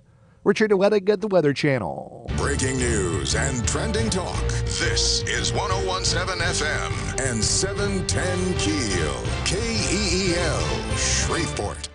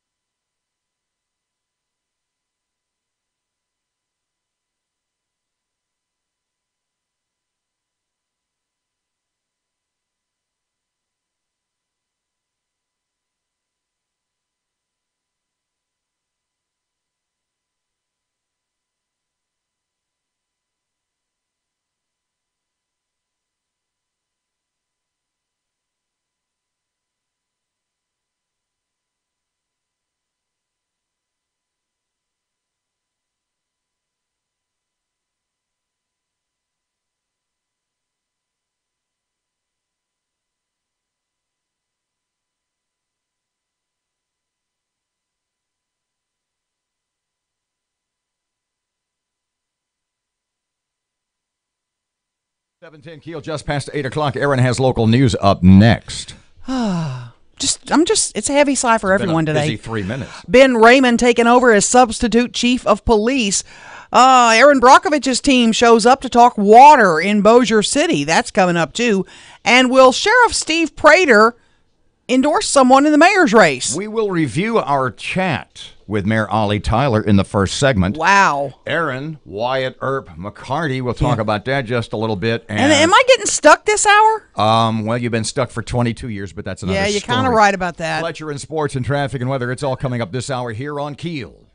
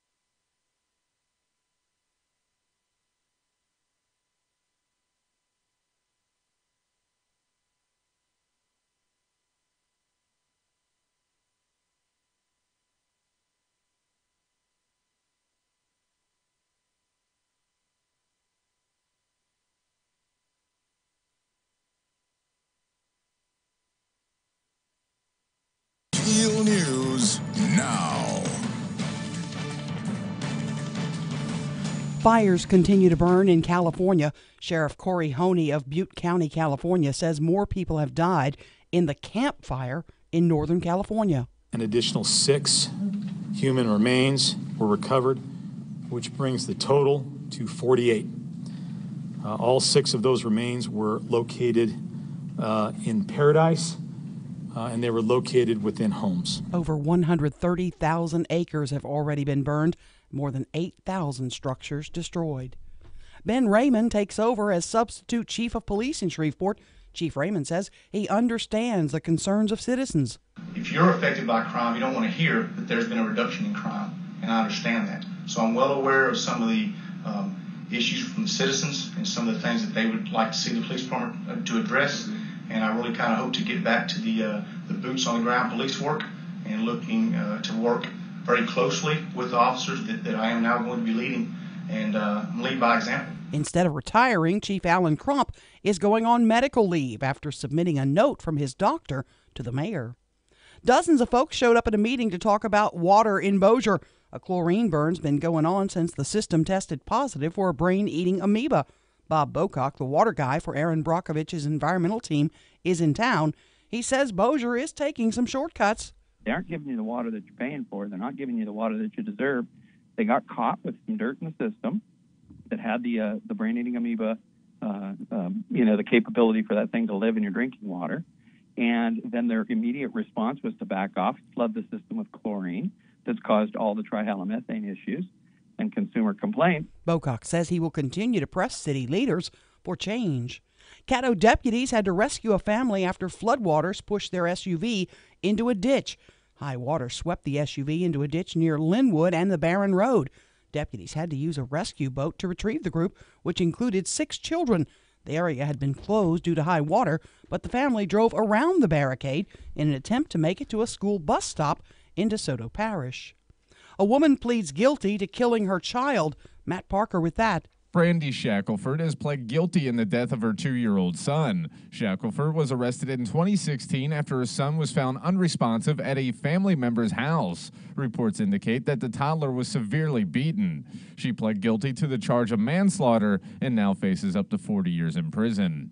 From 101.7 FM and 710 KEEL, I'm Matt Parker. Freezing temps and small bursts of snow led to an increase at shelters all across the Arklatex. According to the Shreveport Bossier Rescue Mission, the cold weather has led to a lot of people seeking a warm place to stay. Members from the group say they just don't take in the homeless, but see a lot of families who are down on their luck and can't afford a heat at the moment. An investigation underway into a deadly crash of an Air Force jet in South Texas. Chris DeMeo with that. The T-38 training jet went down early Tuesday night at Laughlin Air Force Base near Del Rio, killing the pilot and injuring another. The injured pilot taken to a nearby hospital, his condition unknown, the cause of the crash under investigation. Last year, a pilot instructor was killed when the same type of jet crashed a few miles from the base. Chris DeMeo, Fox News. 70% of Americans plan to shop on Black Friday this year. Experts are warning that those looking to find bargains across the board might do well, though, to sleep in. While retail watchers say there are some deep discounts available for at least part of the day, especially for clothing, other items are actually cheaper at other times of the year. I'm Erin McCarty on 101.7 FM and 710 KEEL.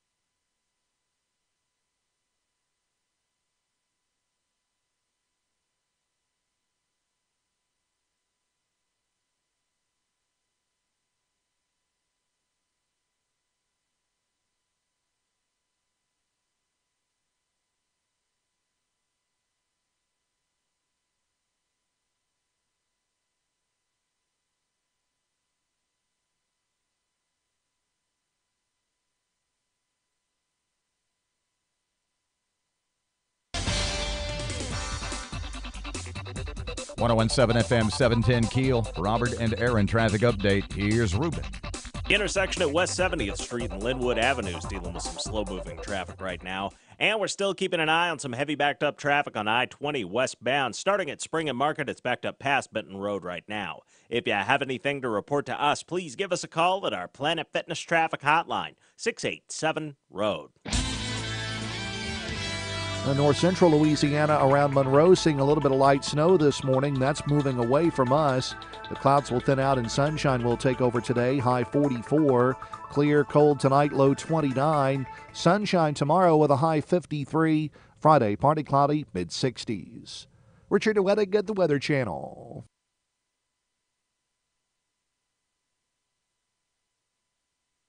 Explain why you say that. I tried to give him a chance. Wish you hadn't? Wish you'd moved on earlier? Well, let me say this to you, Erin. You know, I don't do anything to hurt anybody. You know, I've been bashed a lot, but you've never heard me bashing or pointing fingers at anybody. I try my very best because of who I am and my faith in God. I try not to hurt anybody.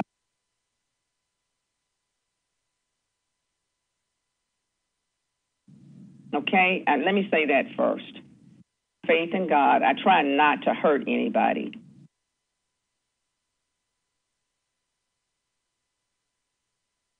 With police and citizens. So, you know, that I was not shootings, and I know you all with police officers happening around the country. When I appointed Chief Crump, hurt anybody.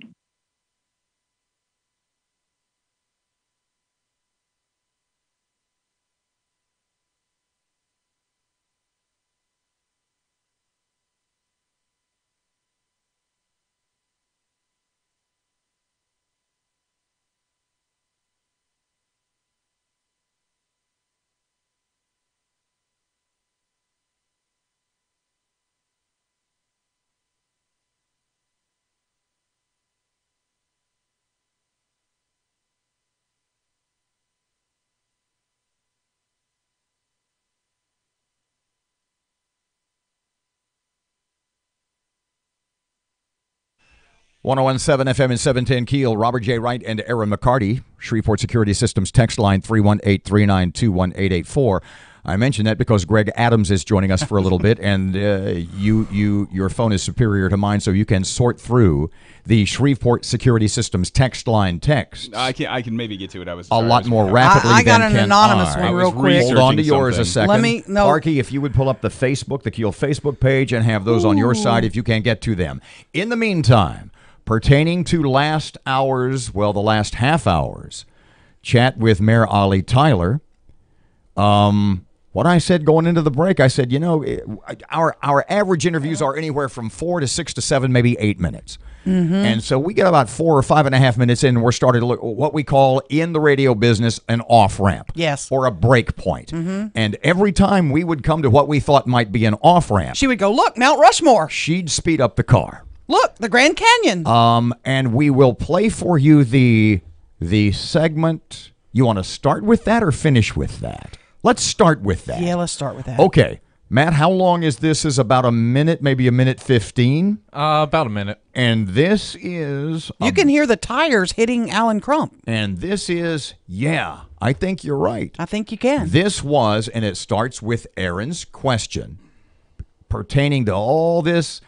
all the hullabaloo over the last, 72 hours at the Shreveport Police Department with Mayor Crump resigning. Mm-hmm. No, he didn't turn in his paperwork. No, he's going to be on medical leave. Is he going to retire when he hits the 3-year point? I mean, and Mayor Tyler's, what Miss Ollie had to say about this, and it starts with your question. And I don't know that you'll answer this, but I'm going to ask it anyway. Sure. And I hate to even ask it, but I'm going to do it. Sure. Did you stand behind Alan Crump too long? I think I did. I'm honest about that. And I take ownership on that. Yes, ma'am. Explain why you say that. I tried to give him a chance. Wish you hadn't? Wish you'd moved on earlier. Well, let me say this to you, Erin. You know, I don't do anything to hurt anybody. You know, I've been bashed a lot, but you've never heard me bashing or pointing fingers at anybody. I try my very best because of who I am and my faith in God. I try not to hurt anybody. Okay, so there's Miss Ollie less than a half hour ago here on Keel. That heavy sigh said it all. So, literally within seconds, let me reiterate, literally within seconds before the first commercial, before the traffic and the weather were over, you got a text or an email? I got a text from someone I don't know who it is. Literally, I probably you don't should. know. I Now, probably so pardon should. me, this is not someone to whom you are giving anonymity. No. This is someone you don't know who it is. I'm not sure whose number this is from. I probably have it somewhere, but I'll have to just read the text. Rob and Erin. It says Rob, FYI. Trying to think who calls me Rob. I know. I'm trying to think of that too. People who don't like me. Yeah. After hearing Mayor Tyler's interview on Keel, Chief Crump will agree to come on your show and answer questions. Just reach out to him off air.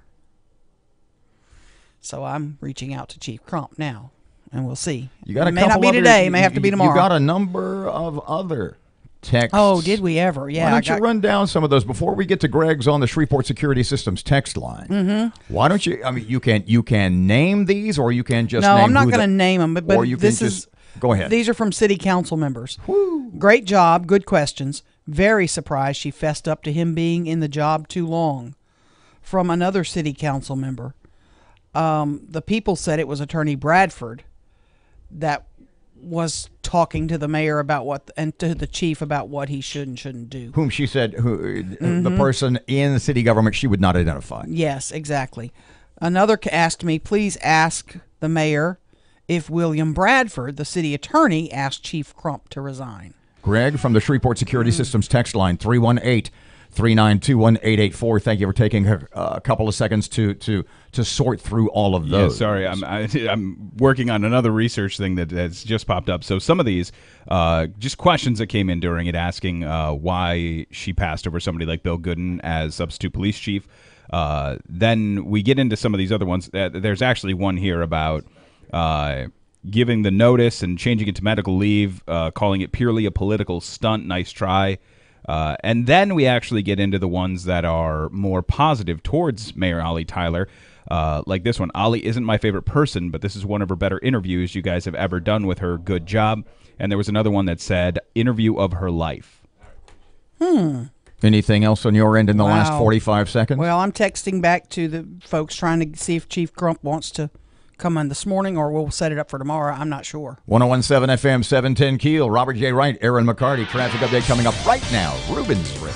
Intersection at West 70th Street and Linwood Avenue is dealing with some slow-moving traffic right now. And we're still keeping an eye on some heavy backed-up traffic on I-20 westbound. Starting at Spring and Market, it's backed up past Benton Road right now. If you have anything to report to us, please give us a call at our Planet Fitness Traffic Hotline, 687-ROAD. North central Louisiana around Monroe seeing a little bit of light snow this morning. That's moving away from us. The clouds will thin out and sunshine will take over today. High 44. Clear, cold tonight, low 29. Sunshine tomorrow with a high 53. Friday, partly cloudy, mid-60s. Richard Weddick at the Weather Channel.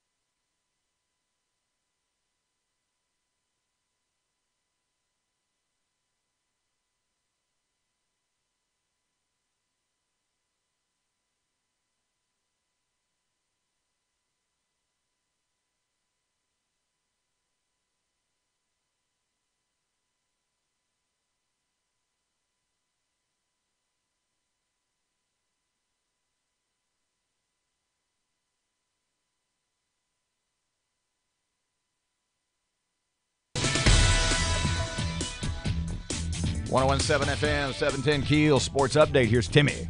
Good morning from the sports desk of 1130 The Tiger. This is Tim Fletcher. Will Wade's 23rd ranked LSU crew held off Penny Hardaway's Memphis Tigers 85-76 in the PMAC Tuesday night. Skylar Mays led LSU with 19 points, while Oregon transfer Cavell Bigby Williams contributed a career best 14 points. The Tigers' heralded freshmen showed up as well. Naz Reid, Javante Smart, and Emmett Williams each added 11. LSU welcomes Louisiana Tech on Friday night.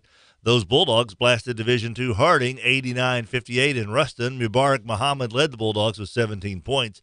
Northwestern State was knocked off in Provo, Utah by Brigham Young 82-57. The Demons trailed 20-19 midway through the first half before the Cougars went on a 22-6 run to finish the first. The top 10 in the college football playoffs remain unchanged from last week. LSU is still 7th, with Alabama, Clemson, Notre Dame, and Michigan holding down the top 4 spots. And Ed Orgeron received some really good news. Destrehan senior running back John Emery committed to the Tigers on Tuesday.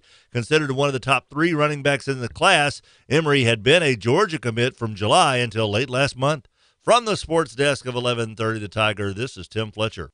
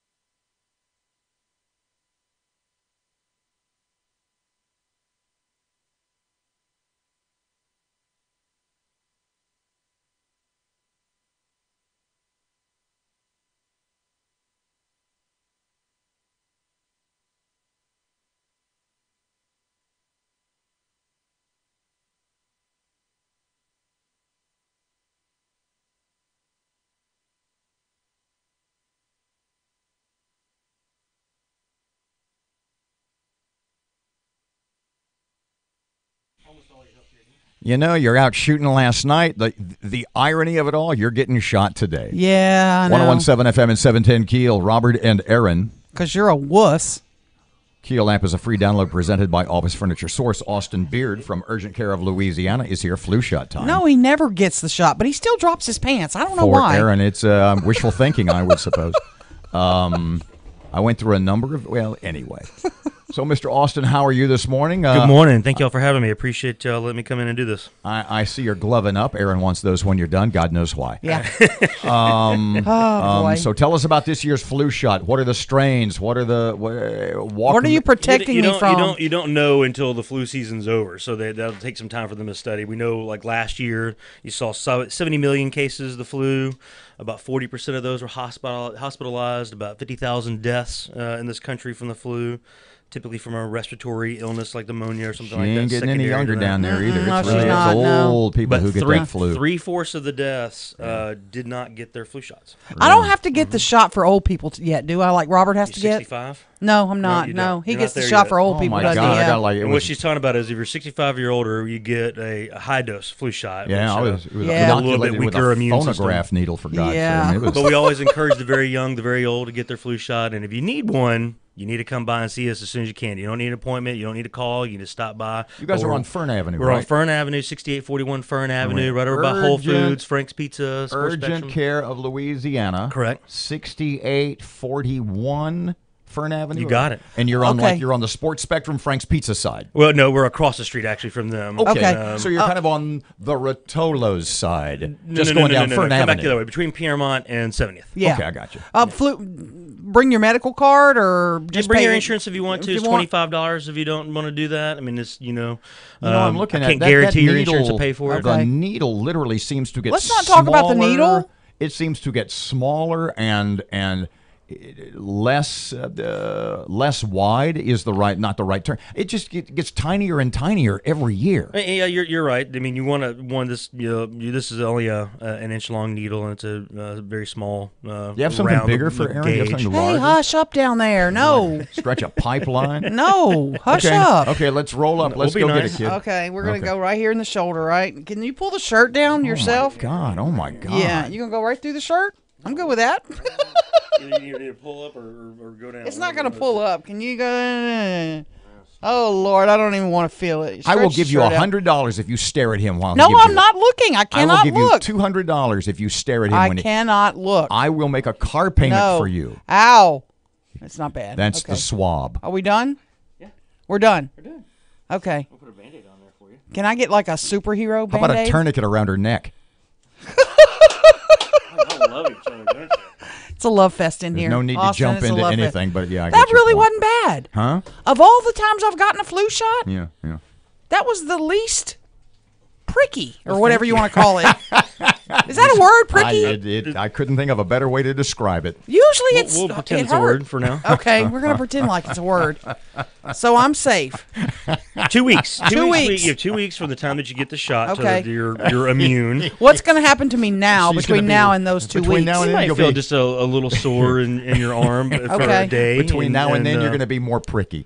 But you're not going to get the flu from the flu shot. That's a misnomer. Austin Beard, Urgent Care of Louisiana. What was the address again on Fern Avenue? 6841 Fern Avenue, 684. 868-CARE. And you don't need an appointment, and you're there all day. What are the hours? We are there 7 a.m. and we take our last patient 6:30. In and out, right? It's quick. Yes, in and Okay. out. Typically, depending on how things can get busy, so always no guarantees. You never know how many people walk in at the same time, but typically it can be your lunch hour or something like that. We can get you. But if your doctor's office can't see you for 2 weeks, we're certainly a lot faster than that, right? Okay. So Gotcha. Pleasure as always, sir. Thank Urgent y'all. Care of Appreciate it. Louisiana. Always great to see you. Great job with Erin. She's starting to lean a little bit to the right. Nice job, Austin. Politically, it's about damn time. 29 past 8 o'clock, 101.7 FM, 710 Keel. Here's Ruben. The intersection at Kingston Road and Westbrook Coons Industrial Loops dealing with some slow-moving traffic right now. And we still have some backed-up traffic on I-20 westbound near Spring and Market. Watch your speed on I-49, and if you have anything to report to us, please give us a call at our Planet Fitness Traffic Hotline, 687-ROAD. North central Louisiana around Monroe seeing a little bit of light snow this morning. That's moving away from us. The clouds will thin out and sunshine will take over today. High 44. Clear, cold tonight, low 29. Sunshine tomorrow with a high 53. Friday, partly cloudy, mid-60s. Richard Weddick at the Weather Channel.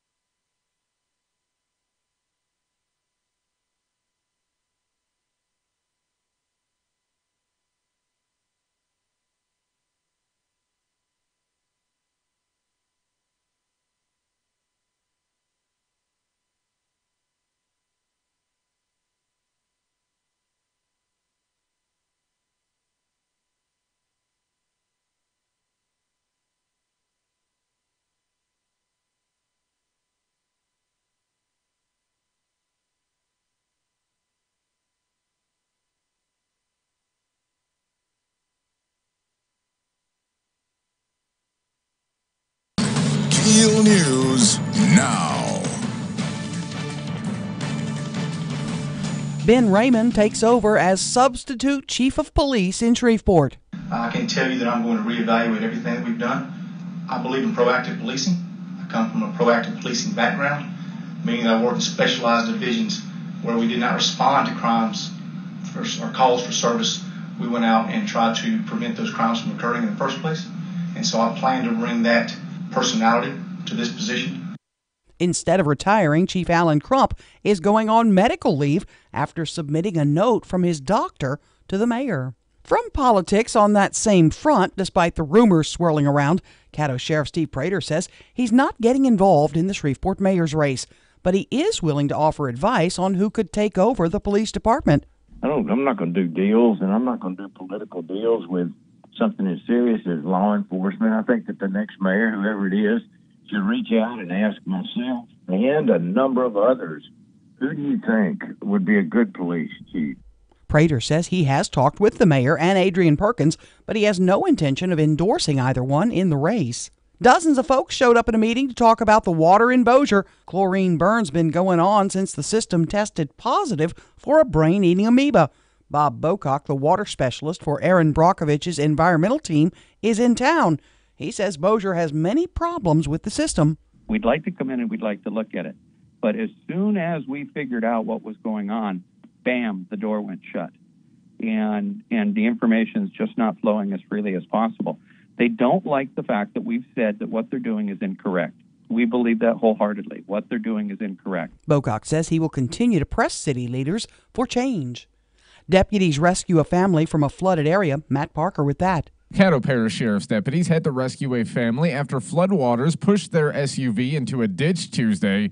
High water swept the SUV into a ditch near the intersection of Linwood and Barron Road. Deputies had to use a rescue boat to retrieve the group, which included 6 children. The area had been closed due to high water, but the family drove around the barricade in an attempt to make it to a school bus stop in DeSoto Parish. Sheriff Steve Prater says it doesn't take much water to sweep away a vehicle, and if you see a barricade, don't drive around it. From 101.7 FM and 710 KEEL, I'm Matt Parker.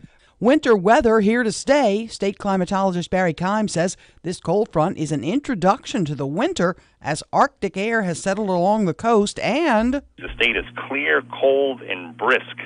And there's even some chance of some snow up in the northern parishes. we did get a little bit of snow early yesterday morning. Now, these freezing temps have led to an increase at shelters around the region. According to Shreveport Bossier Rescue Mission, the cold weather's led to a lot of people seeking a warm place to stay.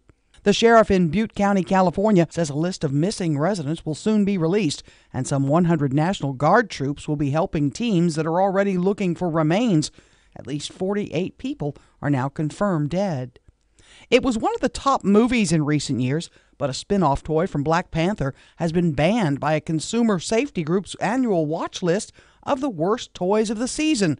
The Black Panther Slash Claw is listed because the group says despite the warnings that tells kids not to use the claw to slash people, the fact that it's actually called a slash claw might lead youngsters to think otherwise. I'm Erin McCarty on 101.7 FM and 710 KEEL.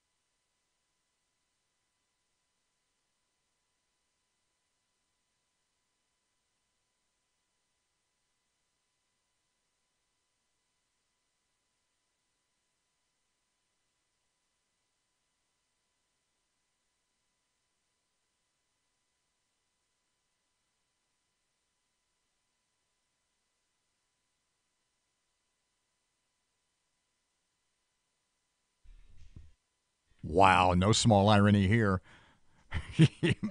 I got that. Dang. 101.7 FM and 710 KEEL. Robert J. Wright and Erin McCarty. So you got to talk about DAVTAC all morning long. Yeah. So I'm going to talk about Louisiana coin and jewelry. Laundry. Remind me tomorrow morning, before we talk about Louisiana coin and jewelry. Laundry. Remind me tomorrow morning to tell you 2 stories. One, because Erin was talking about learning to clean her gun. And I said cleaning a gun, as it's always been something difficult for me. And Matt says, what the hell? It's like 4 or 5 pieces. I've got a story about assembling something in my home that will paint for you a picture of such ineptitude as to never be rivaled. Just remind me tomorrow morning to tell you the story about putting together the rowing machine. Oh, I can't wait. Oh, boy. I bet as a child you were terrible with puzzles. I don't do puzzles. My He brain can't- explodes. There's 10 Yeah. pieces. Ah! He By can't the do way, it. just as an aside, and I'm not joking, who knew this? My nephew Brad. Mm-hmm. You know those people that do the 1,000-piece crossword puzzles? Yes. He does those. I swear to you, look at me. You go into his house on his dining table. Mm-hmm. He's got like this he does them face down. There's no way. He does them picture side down. Are you kidding me? No. Why? Because it's harder. He says the picture side up is too easy.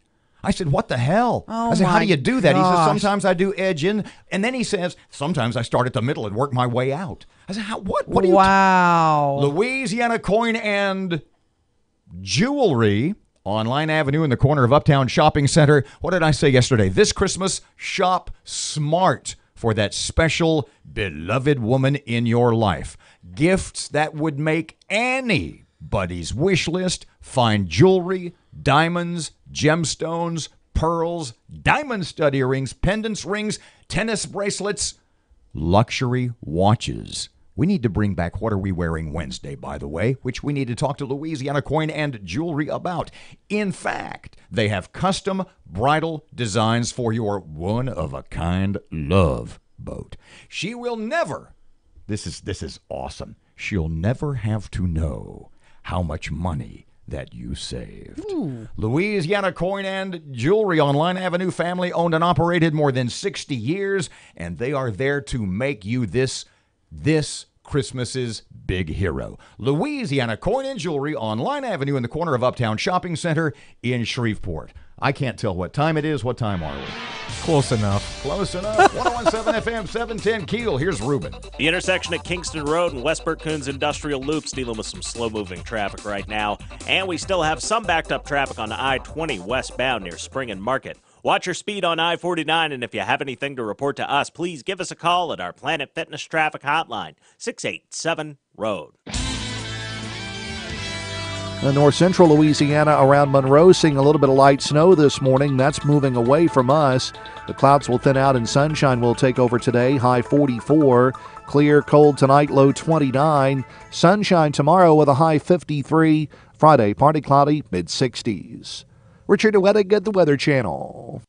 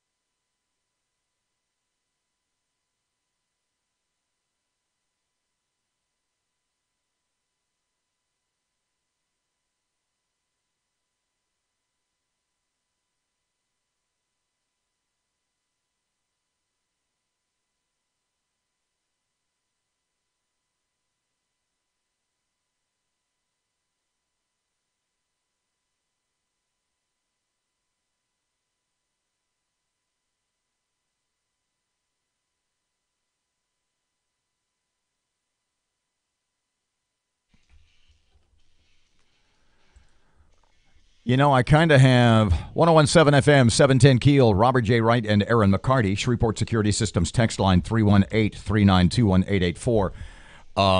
I sort of have in my head the direction this segment is going to go. Mhm. And it is pertaining once again to our interview just about an hour ago with Shreveport Mayor Ollie Tyler. Yeah.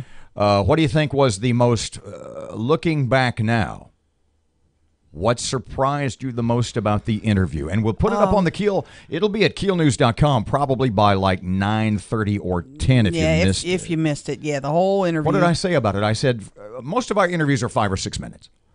And this one went about what, Parky? Was it like 14, 15 and a half. Wow. Yeah. And every time we looked for what in the business we call an off-ramp, that she would speed up the car. She would kept say showing us something- new sites, yeah. She would just say something that was so intriguing and so bluntly speaking news-making. Yeah. So what do you think was the number one news-making quote from that interview? And she stuck by Crump too long.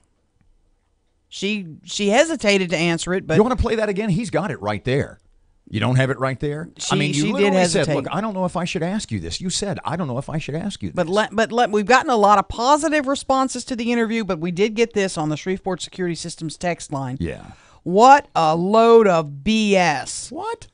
So the guy's gives 3-day notice, then goes on medical leave. This is purely political. She's having him step down and make sure he gets his full retirement just to save face before the election. Nice try, Ollie. So nice that text try. is from someone who believes that this whole thing is a manufactured scenario. Yeah, to get him his full benefits. Between Mayor Tyler and Chief Crump. Sure didn't sound like it from Mayor Tyler's end, that's for sure. No, because I thought in many ways she was, pardon me, less than flattering about Chief Crump. Oh, completely less than flattering. One thing, look, we were backed up against the clock. The one thing I did not ask, and it was more on a, well, not that, the one thing I didn't ask that popped into my head was, you sound like you're disappointed in his performance, or at least in the way he's handled his resignation, retirement, medical leave. Yeah. She even used the word lied to me. Did she? At some point early on. Yes.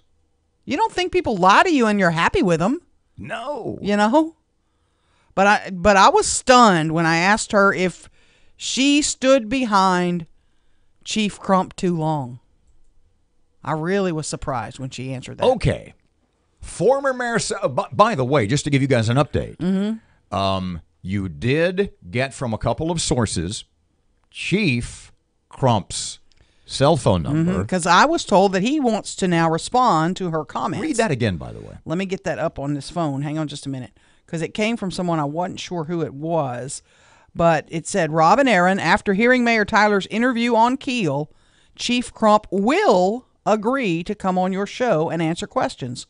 Just reach out to him off the air. And then you went on the air, said, I don't have, just mumbling, I don't think I have Chief Crump's number. Well, I got his number and within now. like 90 seconds, you were inundated with people who have gave me Chief his Crump's number. So I've called him and left a message, and hopefully we'll arrange to have him on tomorrow morning. On former Mayor Cedric Glover's Facebook page, yesterday morning, we had Caddo Sheriff Steve Prater on. And you had gotten a couple of texts, and there were these rumors going around, This back deal. There's a deal. Miss Ollie offered him a deal, Sheriff Prater, we mean, that he'll get to pick the next Shreveport police chief. If he endorses her. And he just laughed at that. He said that's not true. What did he say? He said, pardon me. He says, I'm not a political whore. That That's was exactly his phrase. what he said, He said, yeah. I'm not, that's just, and he scoffed. In fact, that was my headline when I wrote the post. Sheriff Prater scoffs at rumors of a political deal. So I'm going to read what former Mayor Cedric Glover put on his Facebook page. And my initial thought, two things. One, he agrees with me. Two, he thinks that Sheriff Prater was just lying to us yesterday. And maybe Miss Ollie is lying. Here. Wow. Here's what Mr. Cedric said. Conservatives, understand he shared our Prater interview on his page. And he commented at the top, conservatives are already picking Shreveport's next mayor. We'll get to that in a second. Whoa. Hold on, because that's what I said. Yeah. Just not in so many words. Conservatives are already picking Shreveport's next mayor. What makes anyone think they won't be picking the next police chief? Is he, you tell me if I'm wrong, is he basically saying in that interrogative, What makes anyone think they won't be picking the next police chief? That everything is Cedric saying that everything that Sheriff Prater told us is BS. Is that what it sounds like to you? He's saying that Sheriff Prater probably wielding more power down there with Mayor Tyler than he's admitting. What makes, quoting Mayor Glover once again, what makes anyone think they won't be picking the next police chief? Commenting on our interview with Sheriff Prater where he says, there was no offer that I get to pick the police chief. He said, Prater says in our interview, I'm not picking the next police chief. I'm not a political whore. I'll give her advice if she wants. Glover says, who thinks they won't be picking the next police chief? So you tell me, I apologize, I kept interjecting. You tell me what you think Cedric says. He is saying that he thinks there's going to be some influence. Now. Whether or not there's a deal for that influence, I don't know. Back to the first sentence. And I said this, and we were inundated. You read a couple of them on the air. Said that Robert's racist for saying that. Yeah. What I said was, after the initial general election, with Adrian in first, with Miss Ollie in second, with Talaferro and Savage third and fourth, I said basically, white people are going to decide the winner. And I said the irony of it is, with all the talk about race we do in Shreveport, and white people all the time saying, well, black people elect the mayor. What's the purpose in our going to vote? And you know you've heard that. Everybody says that. Oh, yeah. That literally white people, white conservatives, and we'll get to that in a second, that white voters, vast majority, will pick the next mayor. Yes. Who does Miss Ollie have to vote? What voter does she have to court? She has to court the Talaferro and Savage vote. And what percentage of those would you say are conservative white guys? A large percentage. So when Cedric says, pardon me, when I say, ironically, that white voters, Talaferro backers, Savage backers, will decide the next mayor. And Cedric says conservatives are already picking Shreveport's next mayor. Aren't Cedric and I basically... Aren't we saying the same thing? You kind of are. When Cedric says conservatives, does he mean white guys? When I say white guys, do I mean conservatives? Yeah, I think that's exactly what we're saying. I think you might have a point. And the ultimate irony is that all the white voters who for years and the last few mayoral elections, that's too many black voters, it doesn't matter, blah, blah, blah, blah, blah. The irony of it all is that now, for Ollie to win, for Adrian to win, well, he's already got the lead, but to secure the mayoral victory, they have to court the white conservative voter. They better start spending some money on this here radio station. They want to get to those folks. And the irony of that is that the white voters will be picking a black mayor. Yeah. 101.7 FM, 710 KEEL traffic update right now. Here's Ruben. The intersection at Kingston Road and West Berkcoon's Industrial Loop's dealing with some slow-moving traffic right now. And we still have some backed-up traffic on I-20 westbound near Spring and Market. Watch your speed on I-49, and if you have anything to report to us, please give us a call at our Planet Fitness Traffic Hotline, 687-ROAD. 101.7 FM, 710 KEEL Weather Channel forecast. Look, it's kind of sunny today, but cool, high barely into the middle 40s. It's 45 at KEEL, 8:50, and time for Your Money Now.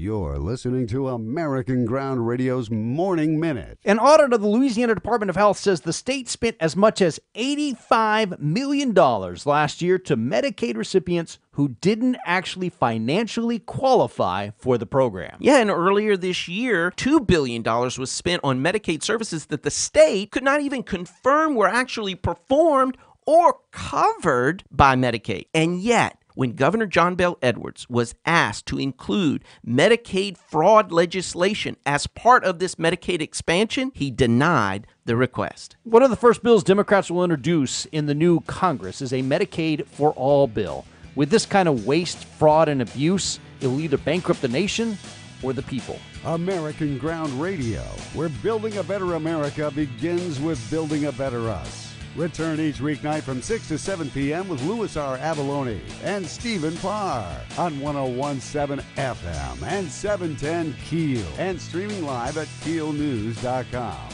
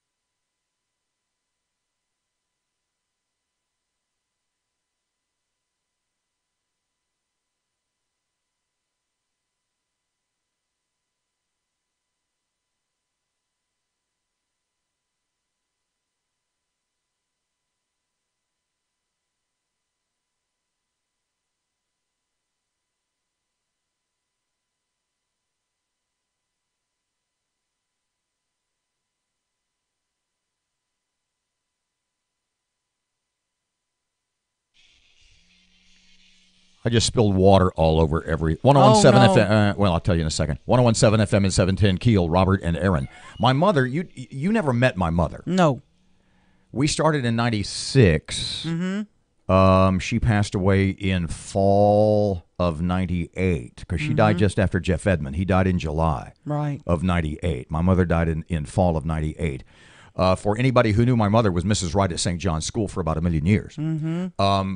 I'm sure you'll agree with me when I say that a sharp sense of humor was not one of God's gifts to my mom. Right. And in fact, in my entire life, so that was 98. How old was I in 98? 46. Mm-hmm.